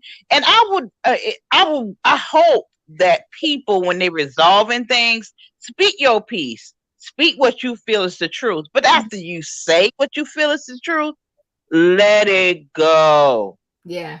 Yeah. It's not worth burning the whole building down to win the battle. At the end of the day, you lose the war simply because you got other things you're doing. You got other things you got going on. It's the scene is the scene, and it's over with when it's over with. When we ride the train, we get heated, we get upset. We speak what we feel is going on. When we get off the train, next day it's over. Like, let it go. Don't hold on to it. It's not that important. And I appreciated the way she resolved the conflict like that. I did too. So, and I do. And so at the end of the day, I feel like the people show up for the event, even though all of them talk so harshly about Kandi. And I take that as as a thing that we do here where we talk about topics. I don't take it personally when people talk, harshly about Kandi. I don't want anybody to think like, even though I promoted the business that I do with her brands, that I feel a way about people talking harshly about Kandi. I don't feel no ways. I'm not Kandi. I don't feel no ways. I don't feel no ways personally. How everybody feel about Kandi, that's how y'all get to feel. And I think it's right and I think it's valid. And I don't think that just because I may disagree, I think it is a testament to show how you can disagree, but you can still be agreeable. I like that. I like that. I like that a lot. They saying drop your link, Leo. Sebastian, what are your final thoughts? My final thoughts are this, and I already said I'm not going to go lightly on this, and we already know this. Come on, Kandi Burruss has not learned. She has not learned at all. It was not too long ago. Your name was brought up in attempting to, well, not attempting, allegedly you wanted to take Portia, her, and do it with her and her husband. Why did I know he was going there? Why? Why do you have this sexual party that we saw people grinding up on each other at this party? We saw this. Why, Kandi? Why? You have not learned. Until you learn, you will never be held accountable. Because I don't get how Kandi has not learned. She hasn't been held accountable, but allegedly Brandy Glanville has been held accountable for getting too sexually positive. He done bought up Brandy. I said what I said. And another thing is, y'all need to, I understand sex positivity and everything.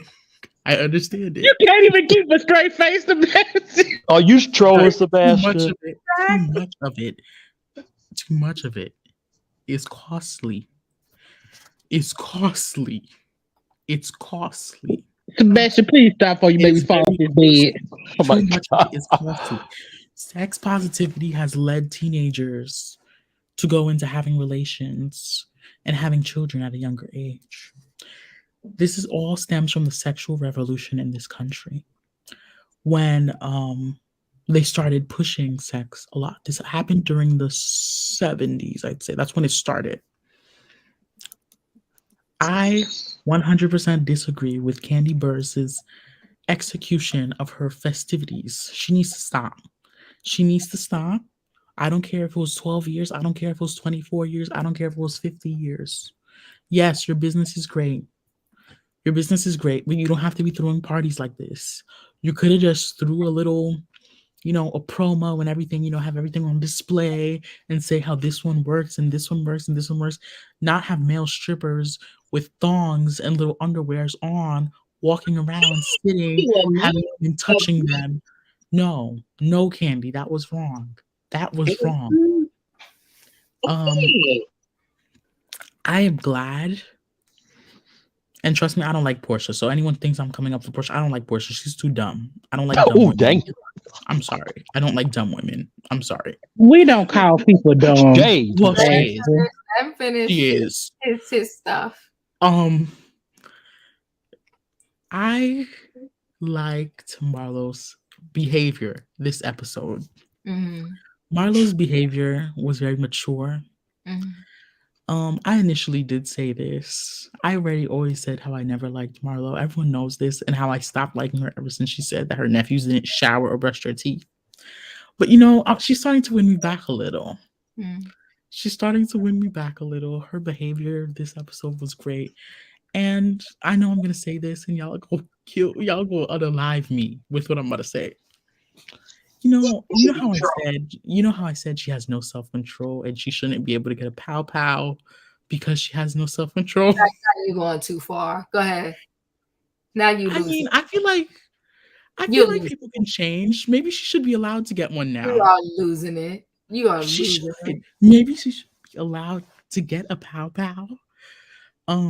She should not be using Courtney though. She should probably use Phaedra.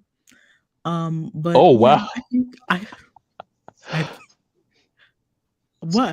think I done turned over. Calm down. I think maybe Marlo's not that bad anymore. She's behaved this episode. She wasn't really that bad. One last episode and you're ready to give her a power. No, she wasn't that bad I last need you to episode. be You a see, I'm judge. trying to see change in Marlo. I'm trying to see change in Marlo. For one episode? No, she wasn't that bad in the last episode either.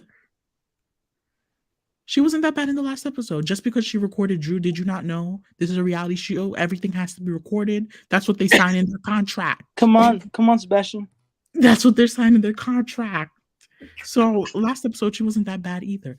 Marlo's trying to show improvement. And I wish her well with Scotley. I don't see it happening, but I wish her well with it. She can have her fun. But I see a lot of, improvement and development from Marlo. She's doing a lot of good things, and she's not bashing her nephews anymore. She's not saying they don't shower anymore, which is good. Thank you, Sebastian, for your thoughts. And listen, before any of us were born, people were having sex at a young age. When we're all long and gone, people are going to have sex at a young age, unfortunately. And I don't think having a good, outlook on sex, I don't think is the problem. No, not having a good one. An overtly outlook is a problem. But nobody's forcing you into the situation now, right? Ain't what I do, but I mean, if that's what y'all do it, and I'm gonna send my flowers and wish you well. Do you know what I mean? She could promote her store and everything. She don't have to bring strippers. She don't have to bring straps. She don't have to bring chains. She don't have to bring all that. Sebastian, it was an adult event. But you know what though? Here's all jokes aside, they knew what they was walking into. RHOA is rated TV 14. If they want to do TV MA, well then get off of it. You better speak to them about whoever brought Bolo when Phaedra brought Bolo to the No, not Phaedra, Candy. No, that was Candy. That was Candy. That was your girl. Calm down. Go be honest. Bolo. Well, listen, Bolo was there. There was a whole lot of other stuff. Listen, but in my opinion, let me go to HBO. In my opinion, go ahead. Okay, so y'all need to bear with me for a minute, okay? Because let's give it up to Bravo, okay? Because Bravo came and showed out when they showed the scene, and Drew has been rectified. She did not kiss LaToya. They showed the clip. It was actually LaToya and Portia that was kissing. And let's give it up to Candy for finally saying, "Oh well, maybe I didn't see what I saw." Okay, so let's give it up for that. Okay, so did I miss that clip? You missed that clip, then, baby. You missed. Watched out the show. Watched out the show. Bravo rolled that beautiful bean footage, and it was Portia and LaToya that was making out. I don't know if the clip showed who exactly. And LaToya said and LaToya said, "Oh no, all Drew did was hold my head when I was throwing up in her toilet." And Candy said, "Oh well, maybe I didn't see what I saw. I thought y'all saw y'all kiss." That's what she said. Candy said. Amanda said she seen it, and Kenya said she seen it. That's Kenya, we both know. We both know after show, but I will say. Okay. Well, we all know Kenya kept coming out the room with her baby, talking about her baby was up there trying to sleep, and y'all need to keep it down. So we're not taking Kenya's word for nothing, okay? Kenya was just, I saw what I saw. Kenya didn't see nothing, okay? She saw her baby, Brooklyn. Well, I will say. Okay. This. And Marlo? Hold on 1 second. I will say this. I'm going to go watch the after show, but I do know one speak on it. She said the only reason why she backed down is so she could let it go. But she said, I know what I saw. I know that other people saw it. And she explained that clip that they showed saying that, you know, oh, okay, I guess I did not see what I saw, whatever the case may be. But if you notice, even on this episode here, LaToya did not deny it. LaToya sat there and said to Drew, do you not believe that Kandi is a truthful person? She didn't say we didn't do it. She pretty much was trying to say to Drew, why would you think all of a sudden that Kandi would be a liar? So I don't know. I'm gonna have to go see the after show and see the contents in which it was brought up and look at this clip that allegedly showed Portia and LaToya, you know, kissing. But I'm saying that although they showed that clip that with Kandi backtracking, Kandi explained that clip.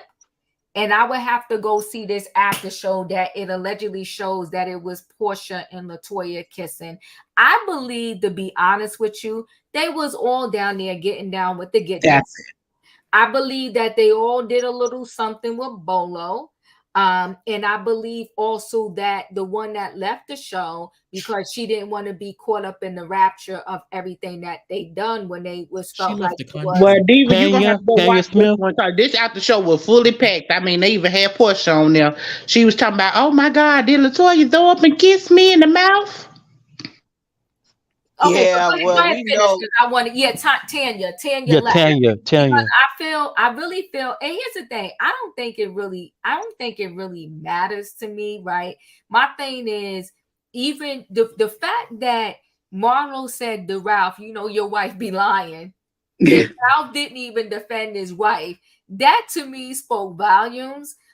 Because I wouldn't let nobody call my spouse no liar on the screen. He just sat there and laughed and was pretty much. Well, Ralph don't care about her. You already know. Ralph been in Tampa, been in Vegas. Like Ralph got women in every area. I'm finna be disrespectful, but I'm not. She got women in different area codes. Okay, so let's be honest. Okay, Ralph don't care about Drew. So Drew is truthful though. Drew is a truthful person. I think she was vindicated on this. I mean, if here's the thing, okay? Here's the thing. Why would Bravo show the footage of LaToya kissing Portia, have Portia on there, and why would Kandi all of a sudden, you know, now all of a sudden she's talking to LaToya in this after show, and she said, "I guess I didn't see what I saw, but I thought I saw y'all kissing." That wasn't from That's exactly what she said. Was from that clip was from when they was in the pandemic and when it first happened and they was talking about it. So that clip wasn't part, like they might have showed that clip in the after show, but it wasn't real time after show. That because Kandi explained that clip.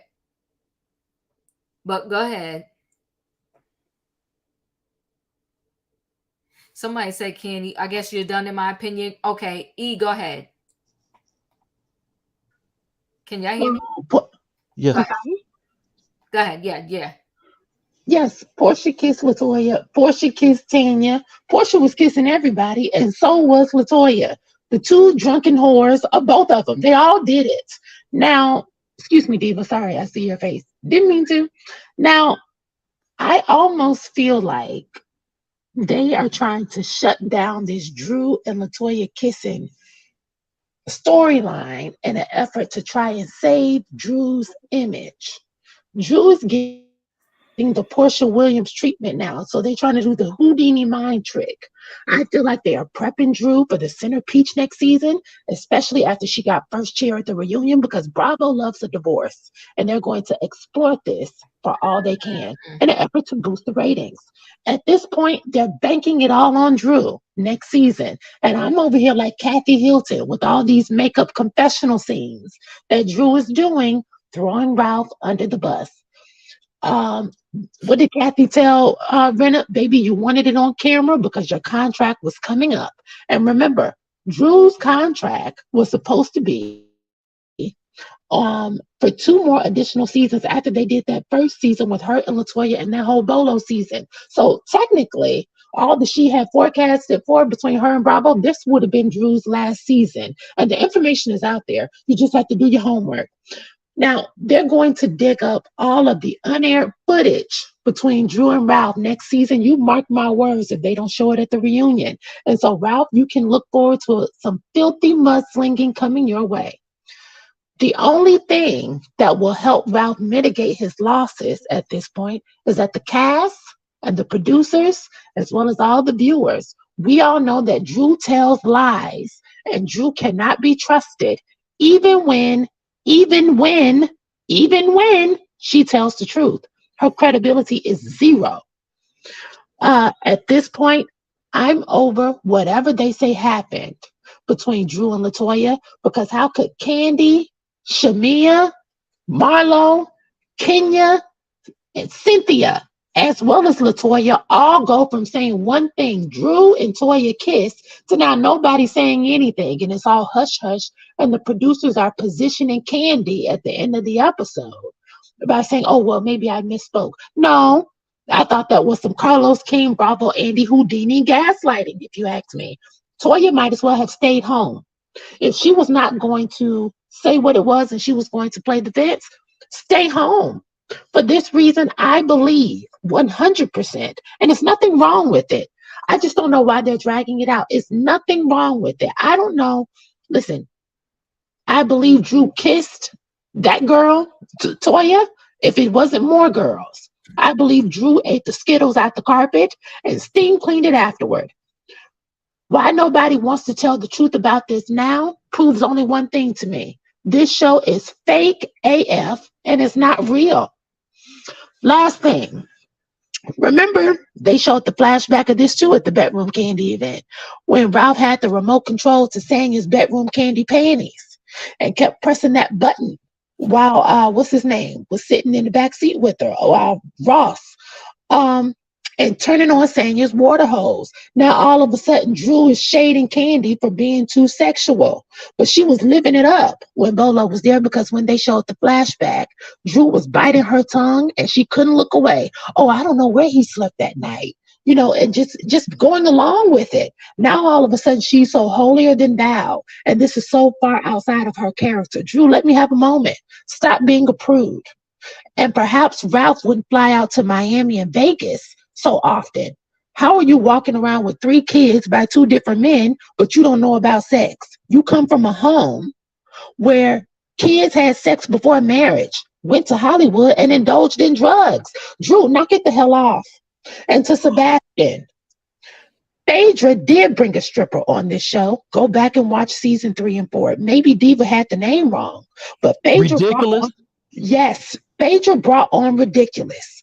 And Phaedra is the one, your prized attorney, so smart, who took this show to a rated R level, because Ridiculous is the one that came on and they had to show the footage and blurred it out of him sucking his own Twizzler. So we're not going to get on Kandi and Bolo, because Phaedra is the first housewife to bring on a stripper.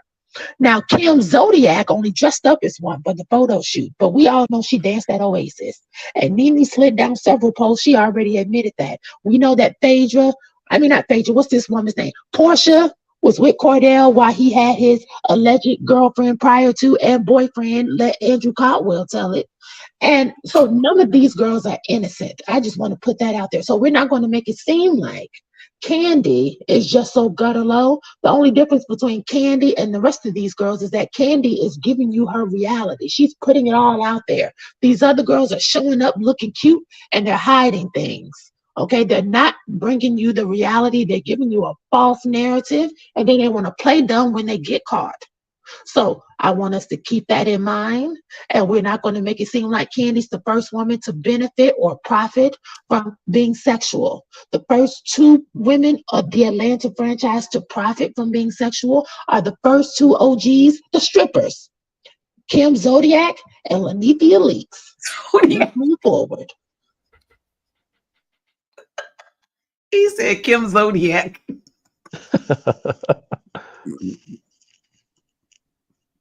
I'm sorry, Emmanuel, you're up. Good gosh. Okay, so let me say this, because I have a problem with Kandi. So let's go back in time. Season 9 reunion. She want to sit up there in the reunion stage, screaming, crying, damn near fainting, because, "Oh, Phaedra, how could you do this to me?" But ever since that season, all that Kandi has brought to the table is the dungeon tour, the strippers, Bolo, the vibrating panties. And Amen. let's not forget what happened last season, which was disgusting. She sent naked people to the housewife's house to give them an invitation to her party. Now, I remember Kenya Moore saying she had a problem with that because what if her daughter would have been home? That is so gross. That's why Wendy Williams called her disgusting and filthy. She overdoes it with the sex stuff. Look, Yep. there's nothing wrong with having some fun, but she shoves it down people's throats, and that's the only thing she knows how to do, and it's way too much. If you want to have a little game with the girls at night with a pajama party, that's fine. But when you're bringing straps and dildos and vibrators and buzzing peaches, it is way too much. Has Kandi ever heard the expression "be a lady in the street and a you know what in the sheets"? Like, we need to That stop was in with the that. 70s. What are you? How old are you, Emmanuel? What are you, 65? No, I just turned 20 this year, but the promiscuity that we have is what's failing this society. Is way too much. We need to be like Dubai and have some things be private. That stuff needs to be private. And let me say this also. Kandi needs to know that no means no. If Drew told you she doesn't want it out there that she kissed LaToya, then you need to accept that. And I'm not going to give her props for agreeing to disagree, because what she has done ever since the episode aired is she's on a campaign on her YouTube, Instagram, Twitter to prove her point. And it's so sad that for her to prove her point is more important than her supposed friend's feeling. So Kandi is a gutter snipe. She doesn't care about anyone's feelings. She wants to be right all the time. And I think I'm defending Drew, but I also think she's a clown. The way she's going after Marlo and saying, "Oh, what you did was illegal." Really, Drew? Weren't you the one who was bringing videotapes and stuff trying to come after LaToya last season? She's a clown as well. The only one who came on top last night was Marlo, because the way she came into that room, just joking, and it shows you that she's able to have humor. She's able to stir the pot, cause drama. So I think she's going to hold on to that peach for much more time than we think. And I'm over the sex parties. I just am. I'll just thank you, Emmanuel. I'll just throw this in there again. I gotta watch the after show. I never really watch it, but I will watch it. But I will say this: I did see Speak on it, and the thing is, Kandi said her and Drew were in a very good place before all of that happened, and it wouldn't have never came on the show had Marlo not taped it and then sent out the tape to LaToya, which started the whole thing as to why it was even brought on the show in the first place. So they all agreed that they was just going to have fun. Filming had ended, and they was just going to, be themselves. They all agreed to that. And then Marlo was taping. And Kandi said, I will agree. I will agree to the fact that, again, here's Drew. Does this even make sense? Drew said that Marlo edited that tape before she sent it to LaToya. Now, come on. Even Kandi said, make that make sense. Make that make sense. Drew and Marlo edited a tape, and Drew was sounding like a liar at that point where she said, you sent her clips. It was edited, what you sent her. Come on, Drew. You was talking about the girl because you just simply didn't want it to be resurfaced and put out there, especially because she knew everything she was going through with her husband. You didn't want it to be put out there. But let's do this. Let's forget about all of that and the fact that even outside of LaToya, she was accused of stealing the girl from Loving Hip Hop and kissing. I was getting ready to say. I was getting ready to say that. Yeah. She was accused of it another time. So we can go back and forth about what happened with LaToya, but hold on to your panties, because there's a whole nother scandal that's getting ready to go on with Ty Young. So hold on to that. Hold on to that. Yeah, Ty Young. So you're being accused with a whole nother person outside of the show, has nothing to do with Kandi, right? Nothing to do with Kandi. They all over the streets, they were saying that her and Ty was getting it in and doing something. So, and that was because of Mimi Frost. But we haven't seen that yet, so we can't speak on that. If we ain't we seen haven't it. seen that yet, so we don't know how that's gonna come about. But what we have seen is that Drew said, "I don't want to talk about it no more," and Kandi keeps wanting to talk about it over and over again, and it's creepy at this point. It's honestly Yeah, creepy. how about we talk about the pow pow at Blaze now? No, hold That on. was Marlo's fault. But hold on 1 second. Let me say it's creepy. No, When did it is creepy because wait, why hold are on 1 you? second. Everybody keeps coming back to Kandi. Sheree came back to Kandi and said Drew said XYZ and that's why you did XYZ. It's not like Kandi is waking up calling people and saying, you know what, I need to speak to y'all about what Drew said about me. Sheree came to Candy's spot and told Kandi that Drew said XYZ about the situation and said you was trying to produce a whole scene. Now, so you're putting 2110, Drew. Drew is keeping the fire burning. You're putting 2110 by telling people, oh, I think Kandi would just want to produce a scene. And then in your confessional, you're going to say, yeah, me and LaToya, we the hot girls, we it. So I could see why Kandi will be dreaming about us or whatever the case may be. If I myself thought someone lied on me and I didn't kiss a girl, I would say, you know what?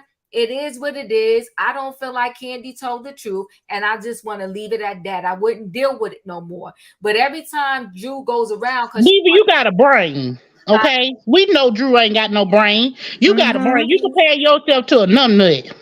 But she still is lying though, right? Because you're up in the room where it's now Marlo, it's LaToya, it's you, and it's Kandi. And the best now, even Marlo was saying, listen, LaToya, this girl was talking about you. The best Drew got was that the video was chopped up. You can chop up a video, but in the video, if I'm still talking about the girl, I'm talking about the girl, no matter how much I chopped it up. Okay, that's what liars do. Like, come on now.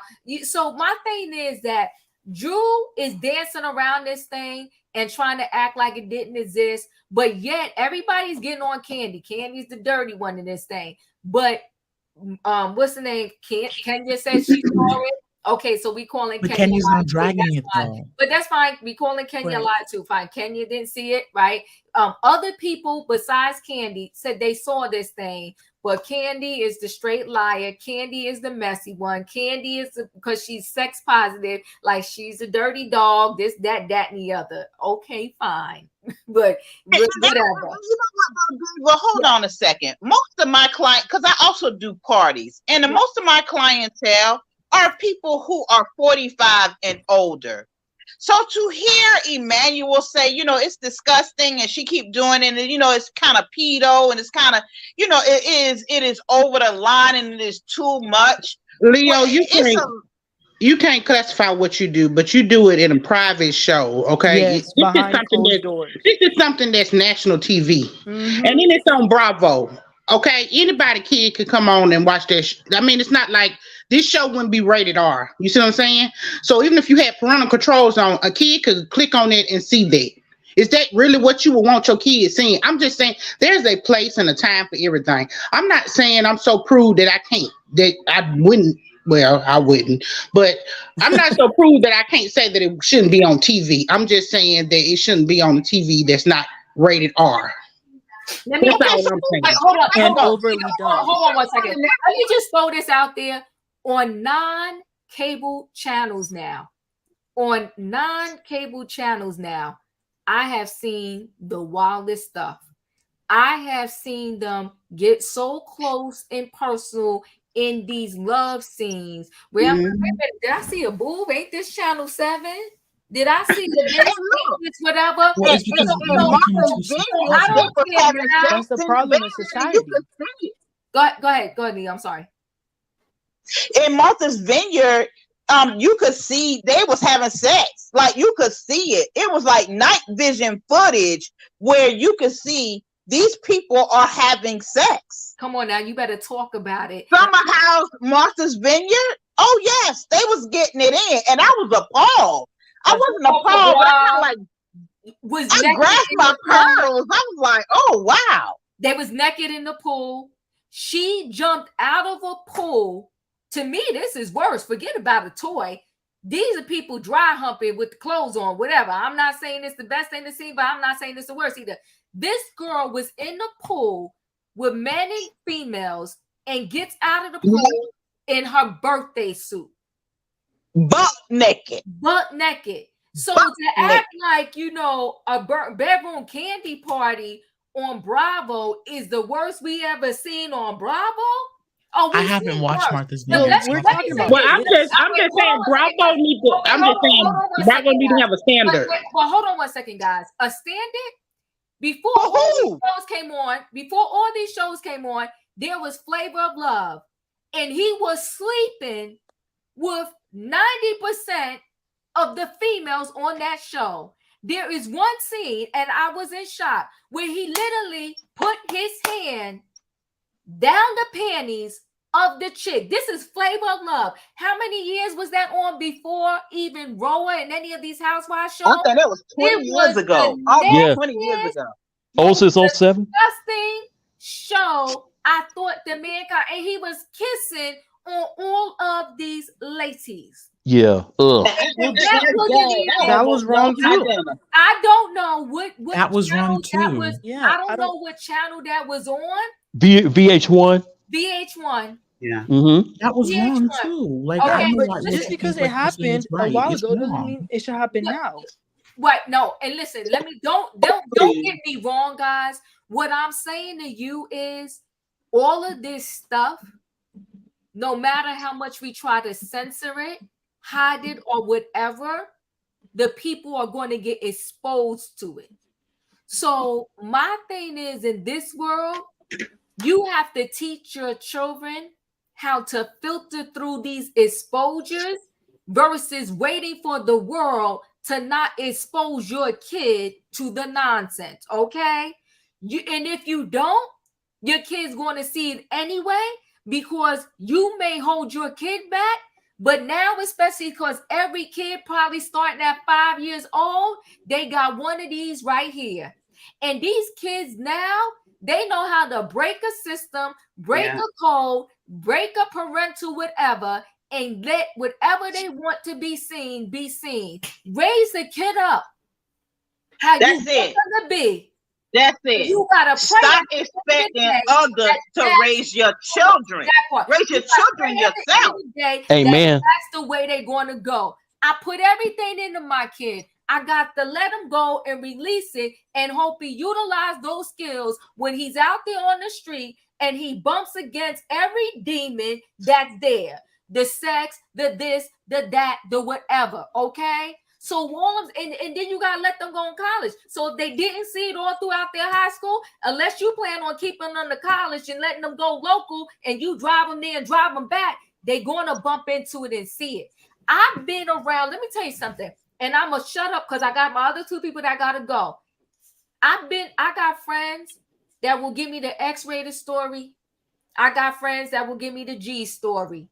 I got friends who do the most. I got friends who won't do nothing. And not one of them friends do I judge. And not one of them friends has steered me in a direction that I did not want to go. If you are highly sexual and your sex positivity and all that, and you want to do what you do, I'm praying for you. I ain't your judge. Okay? You do you. I'm not going to judge you. Oh, you got a this. Oh, you using that at night. Or whatever. Live your life. Be happy. But I am going to say this. Everybody that does it, that don't mean you are the devil of the devil, and whatever the case may be. God wants us to be together, love each other, hug each other, and there's nothing wrong with sex. That's it. Nothing is wrong with sex. Nothing wrong with it belongs in the bed. Yes. No. Hold on. Behind closed doors. In private. Between two loving people, and we prefer that you are married, right? Mm-hmm. And if you want to do it outside of the bed, you don't have to do it in the bed. You can do whatever you want, you and your person. That's what y'all do. It ain't none of my business where y'all do it, as long as it don't. And if you prefer closed in doors, the bed. Some of us prefer outdoors. So if it's not other people watching, that's not the point. Everybody gets to gauge their own sexuality without judgment. Yes. How Amen. Right. God is the judge. Yes. All Amen. of us judging other people's sexuality is fruitless. It Yes. It really is is. fruitless. It's none Yes. of our business, You but we don't drive want to see it people on Bravo. underground. They are unable to be who they really are, Uh-huh. and it causes mental illness and Yes. chaos. Yes. Let people live. Mind your business. Mind your Amen. business. If you don't like it on TV, turn the channel Exactly. off.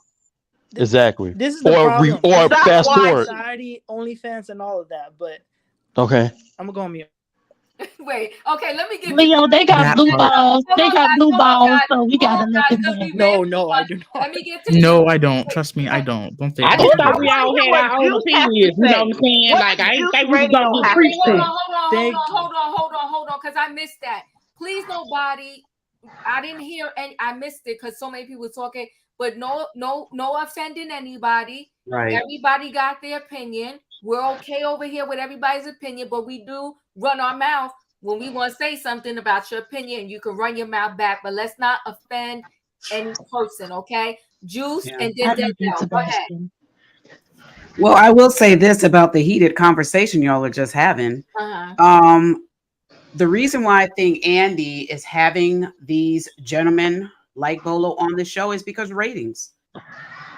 It's ratings, and it's all about ratings, and he knows it's a good rating. Candy is doing it for her products. I mean, so this is what they're doing. Now, the thing is, if people don't want to see this, then they have to change the channel. There are thousands of channels on television. I understand, like Sebastian and Emmanuel saying, as far as respect and aspect, but people have to understand these producers are going to do what they feel is going to produce for their show. Mm-hmm. We could speak and say every kind of thing that we want to say negative about it, but they are going to produce it. And the more we speak about a certain show, Mm-hmm. the more that show rating will get, the more people will watch, and the more they're going to keep having it on there. Remember, these producers don't necessarily care if it's negative ratings. They just care about if it's ratings. Mm-hmm. So it will sell. And I know Emmanuel was saying about Candy, why she have all these products on television. Listen, products, buyers equals money. And if they allow her to do it, she's going to do it. Mm-hmm. Will you agree? Maybe not. But let me tell y'all this. There are a lot of broken marriages out here. People are living in homes together with each other as roommates because they have not been taught how to make their sex lives live. And so I am one who is a firm believer in teach me how to play with the toys that will make my marriage last, because I don't want my husband thinking that another woman is the next best toy. Mm. So I'm You better grateful speak, for Juice. You better talk about it. I'm But that's grateful different, for though. the That's, toy. that Let doesn't have to finish. do Let with. Juice finish. No, but that's speaking. I'm speaking from a lot of broken marriages now, because and let me talk about my church friends, if I may, for a moment on your Mhm. channel, Diva. Yeah, There are a lot of church marriages that don't know anything except one position, and that position is not getting them to 2, 3, 4, 5, 6, 7 marriages. So we've got to have a place. Now, the preacher is not going to teach us about what we need to do and what positions and all that. They're not going to teach us that. And let me tell you, they will preach to you, don't go in them sex-rated stores. It's an abomination. It's a sin. But that marriage that's at home, when you try and call the pastor and say, listen, I'm not pleasing my husband not pleasing me, what can we do? That preacher is going to tell you pray, but he's not going to teach you how to get in a praying position and please your husband. So somebody need to be able to teach the couples how to be able to please each other. And if you are too afraid to go into the local store because your pastor said it's an abomination, then watch the Bravo show where Candy's going to teach you about the peach that percolates and the underwear that would vibrate if your husband just has a remote in his hand. And she's also going to tell you to go on her website and buy it. And that is one way that marriages can be saved. Do I agree with everything? Maybe not. But I do agree in saving marriages. And if that's a way to save a marriage, then bravo. I'm glad that Bravo is bringing it on television, because a lot of these church people will not go on the sex channels. They will just sit in a broken marriage trying to figure out how they can get it fixed. And then they would end up getting divorced or separated because no one taught them how to make their marriage sparkle and last. I think every home needs to have a product if your product that you were birthed with is not working. And we won't learn about it unless we are taught about it. And we can't be taught about it if we close our eyes and close our ears whenever it's presented to us. That's what I have to say on that. Well, you know what, Juice? You know I love Good you. word, Juice. You know I love you. I swear to goodness. And see, here's the thing though, right? You gotta sometimes hear, you know, holy doesn't mean that I gotta sit and just close my eyes and ears. You know, holiness, we want you to be happy. We don't want you to be broke. We don't want you to be starving. We don't want you begging for bread. We want you and your husband to have a good, healthy sexual life together. Come on now. Shut it down and drop the mic. You know what? Now that's a word. Come on, Miss Mac. Now that's a word, and this is word. So come on, Zeta. Thank you, Juice. That's a lot untaught in religion. Diva, I love the panel on this because I have a lot to say. Come on now, drop the mic, Juice. Come on, give her flowers. Give her flowers because that right there is a word, okay? And nobody's talking about porn and this and that. No. We're talking about a healthy sexual relationship with your married partner and wife. You come on right there, right? Right. With your married partner, and I said it before, and I will say it again. There is nothing wrong with sex with your partner. Right. But that's not what Candy's message is, though. Kandi is selling products, but Sebastian and Emmanuel, she's selling products. And we have to understand, listen, there's local grocery stores that I go here. I don't buy everything that's on the shelf, but at least I can see them. And if I choose to, I choose to. You have to make a choice when you're watching these shows. So I am happy that Kandi is doing that because I have seen a lot of marriages fail. And I will say this, if women in church, even first ladies, wives of pastors, would get some knowledge and some tools in their toolbox, then they won't have to worry about the pastor going to the lady that got the tools and know how to use the tools. There's been a lot of pastors that have stepped out. Hold on, Sebastian. There's been a lot of pastors that have stepped out on their own first lady, their wives, because they went to the chick that knew how to do it and do it with some other stuff. So we've got to stop acting like sex toys is a sin. We've got to start teaching that it's more than just one position. We've got to start teaching it. And again, the pastor's job is not to teach about sex. The pastor's job is to teach about the Bible. Let us learn how to get this sex education for adults. That's all we're saying. Comment real quick afterwards. And again, I'm only saying for husband and wife. I'm not saying for y'all to get these toys and go out there and do with Joe Schmo and whoever know. I'm not saying that. But I am saying, as far as I'm real passionate about marriages working. And I'm going to tell y'all, there's a large ratio of marriages in the church that's not working because we are too afraid. We have been told it's an abomination. We've been told, don't do this, don't do that, don't buy this, don't look at that. But we have not been told in the church what to do. So I'm happy for these things. Now, am I going to buy all this stuff? I probably won't, but I'm happy that they're available. That's all I'm saying. Yeah. Baby Queen said, but the show is rated TV 14.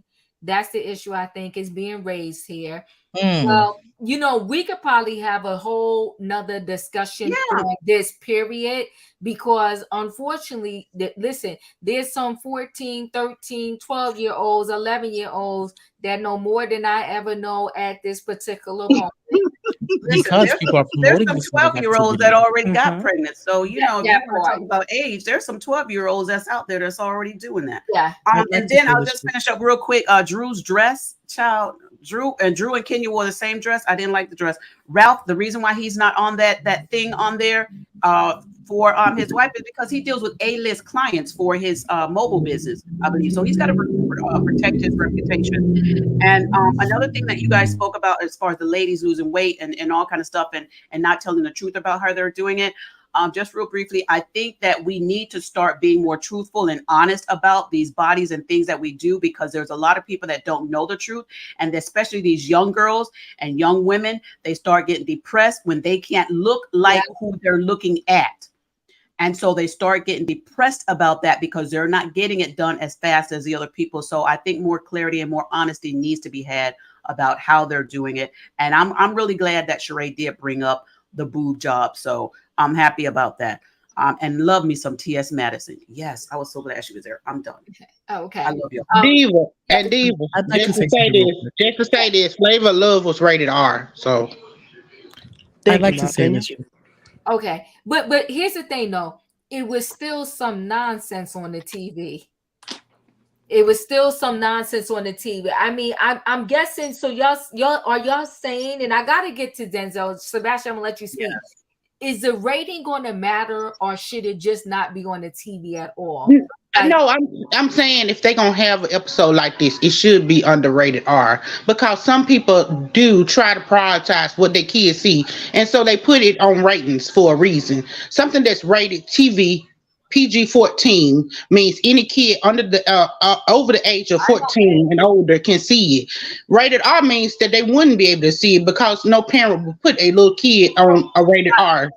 Well, I wouldn't want my kid watching The Housewives, period, to be honest with you. I mean, let me ask this of you.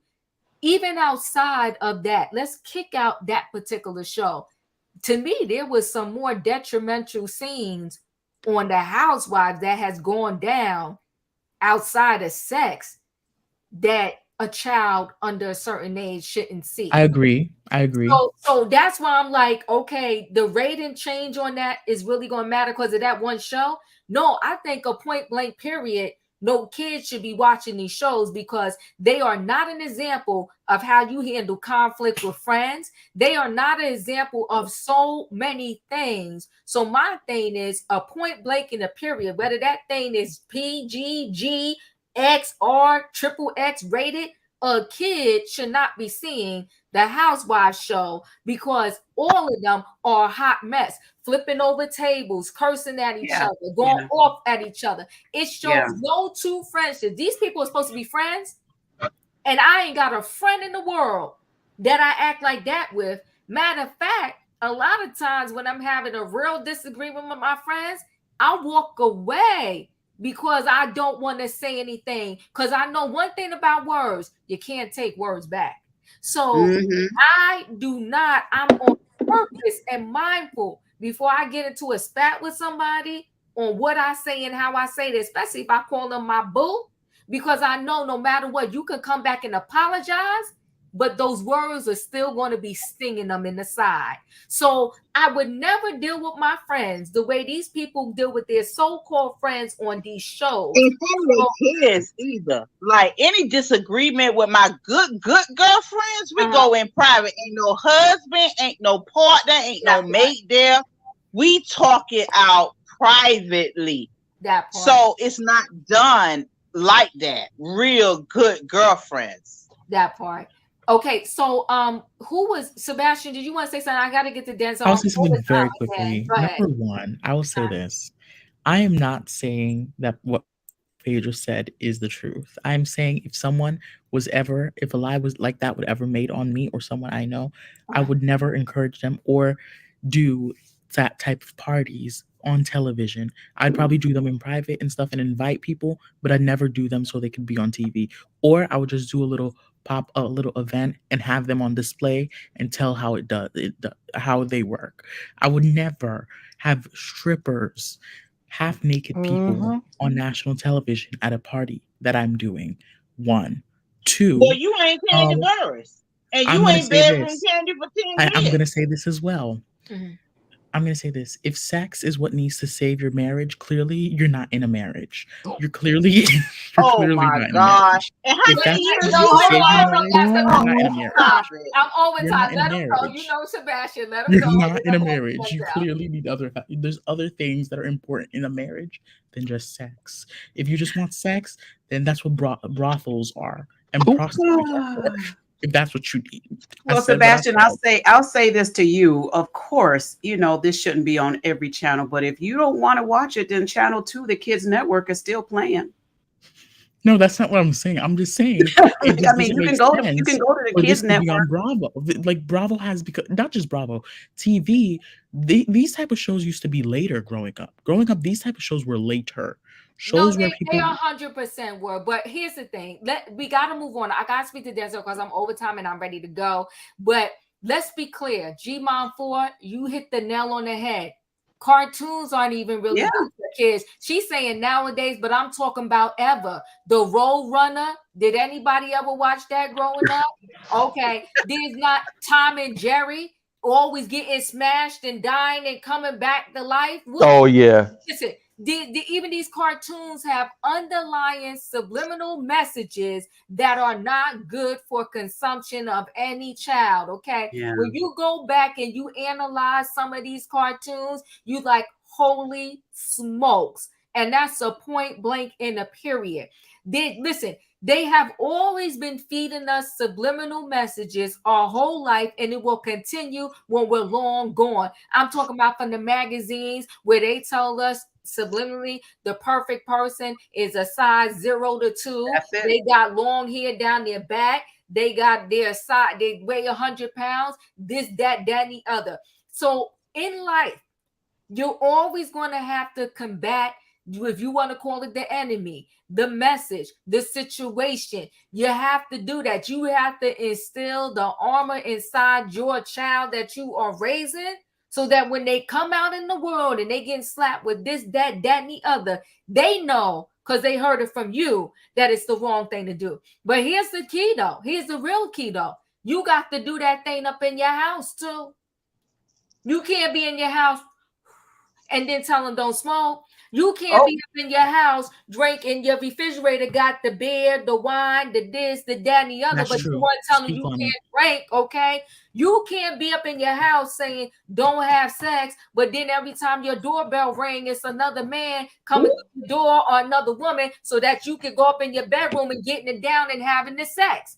I agree with you. Life is about a balance, but the real thing is, how are you balancing it in your house? Because no matter what they see on that TV or outside, if you got the right balance up in your temple, they ain't going to fall victim to this stuff. My son don't do a lot of stuff, not because I was this amazing parent and I'm the best parent in the world. It's because I ain't do it. Okay, I love to call myself a born again virgin. Why? Because I did not. Now, when my son walk out the building and I drop him off at the college, I'm gonna do what I do, and it is gonna be what it is, right? But I'm gonna tell you this, and I promise you, it ain't no lie. That boy ain't seen nobody coming here that he had to call uncle this and that wasn't really part of my family, because I wasn't getting down like that. And I got no judgment for anybody that did, because it ain't easy. You got to stay prayed up. You got to talk to God. And hey, maybe you got to have you some Bedroom Kandi. But I tell you what, that boy ain't never seen nobody ring my doorbell and I say, this is Uncle so-and-so, go to sleep. And I was in there bumping and grinding in my room. It didn't happen. So all I'm saying is, people got to do what they got to do. I am saying, too, ain't nothing wrong with sex. And people are saying, well, we already know. We're not being crazy. It's a balance. We're not saying sex is the end-all, be-all, but it is a part of it.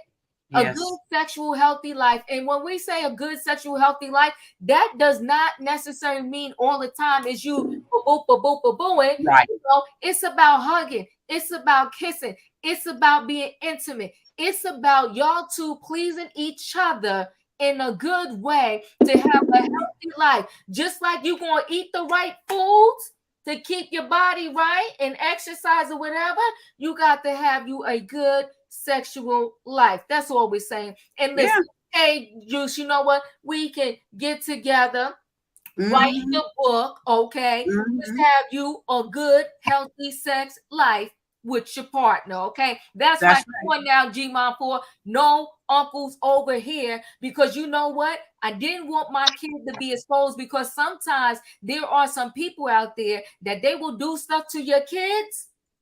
And let me tell you something. This chick right here, I drive the speed limit and all that. I don't want to get clinked up. I can't do nobody jail. But if you touch the kid, then it's gonna go down, and I may have to be behind the bars because not Exactly. not the kid, not under my watch. That's all I'm saying. So Right. TV will always show you some stuff that shouldn't be seen. But what's more important is what's in your temple, what you doing up in that house. It's in the house.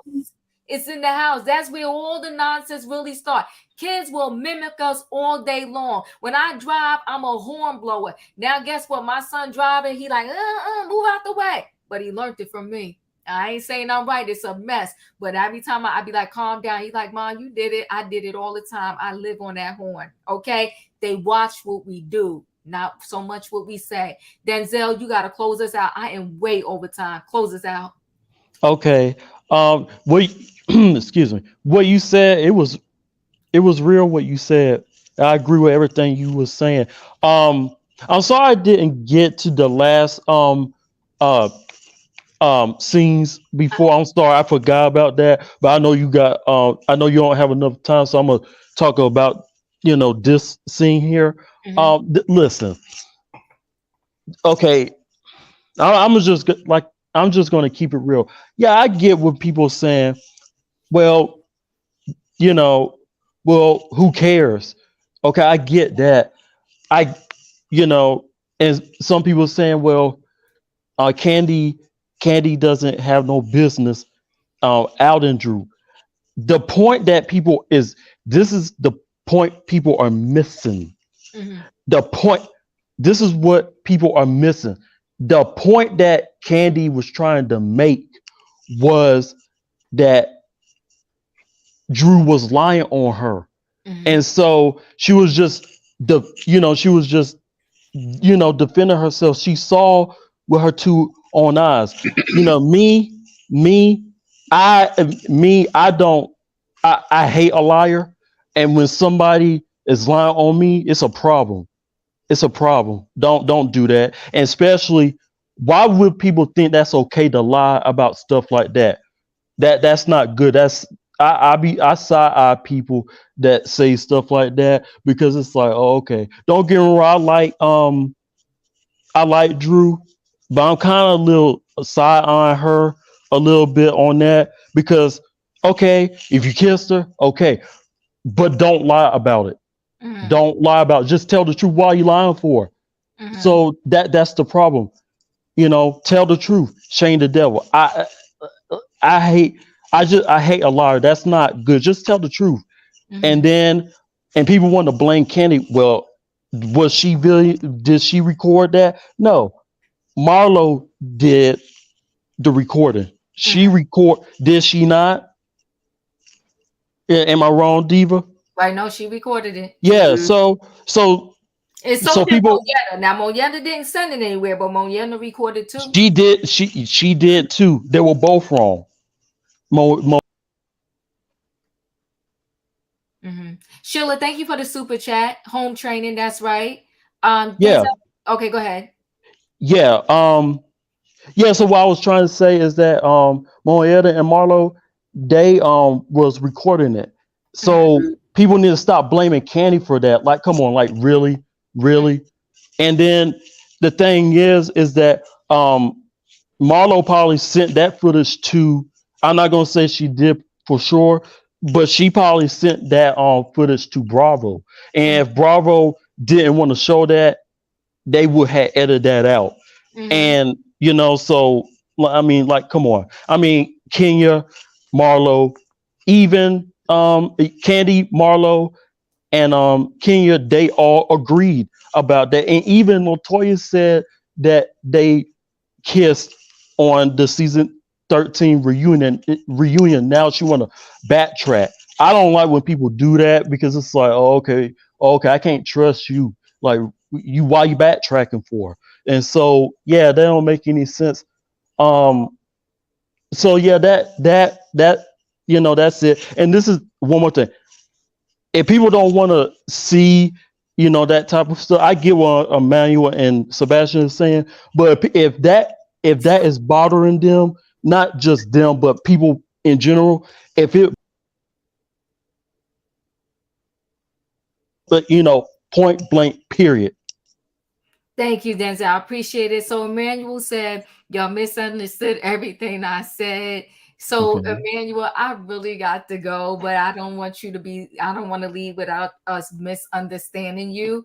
Right. 60 seconds, please. 60 seconds. Okay, What Right. did like, you misunderstand? because I do feel like it's like a way bigger conversation. But what I'm trying to say is that everything Juice Radio Talk Show said, she's right. I mean, if a husband and wife want to learn how to spice it up in the bedroom, hey, Right. props to y'all. I mean, good. I would rather them do that than to build their marriage, whatever. However, let's not be mistaken. That has never been Candy's message. Candy has never said, "Oh, my toys can help you guys in the marriage." Matter of fact, Candy makes a mockery of marriage, bringing in threesomes and foursomes and kissing people all around. So my simple thing is, Say it. we gotta admit that the overly sexualization of media, music, it's gone too far, and that's the reason why I That's think. not Candy problem. Okay, well, we're talking about like what happened in this episode, because she's the one who's always bringing these people in the straps and dressed up like they're in the dungeon or whatever. So I just, yeah.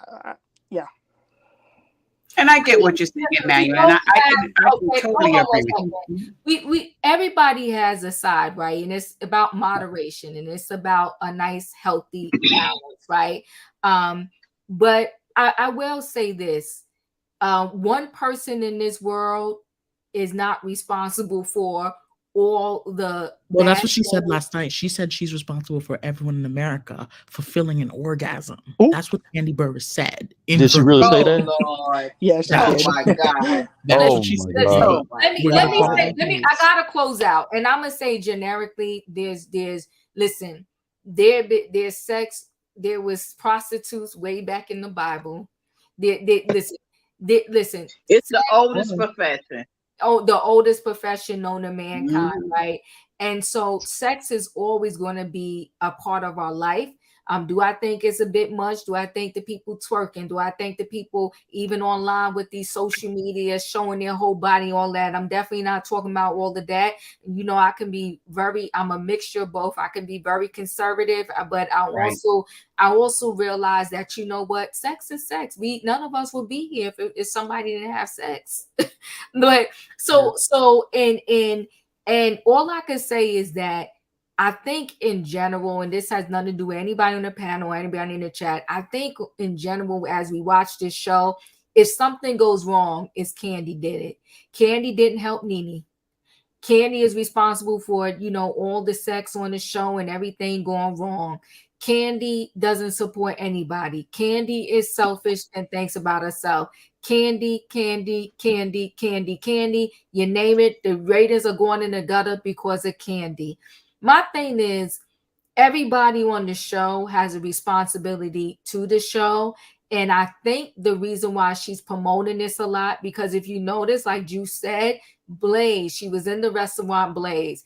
This chick right here is using this platform the way it should be utilized. And I'm not saying I even agree with everything that happened at that Peach event, because it's just not me.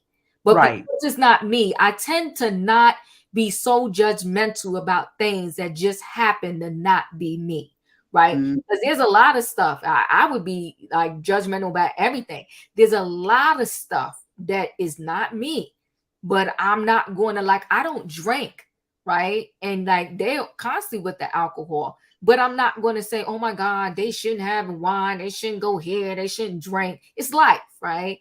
So, and if you want to talk spirits and all that type of stuff, all the liquor stores are called like some type of spirit store, but that's a whole nother thing that I don't want to go down that road, or whatever the case may be. But I will say this: I think everybody on that show has an opportunity to have the show sway in one direction or the other. And if all of those ladies were to say that they did not want to go to that event would have never happened on RHOA, and it wouldn't have been shown, right? Because there are other things where they didn't want to do, didn't participate, and it never rose up to be part of the show.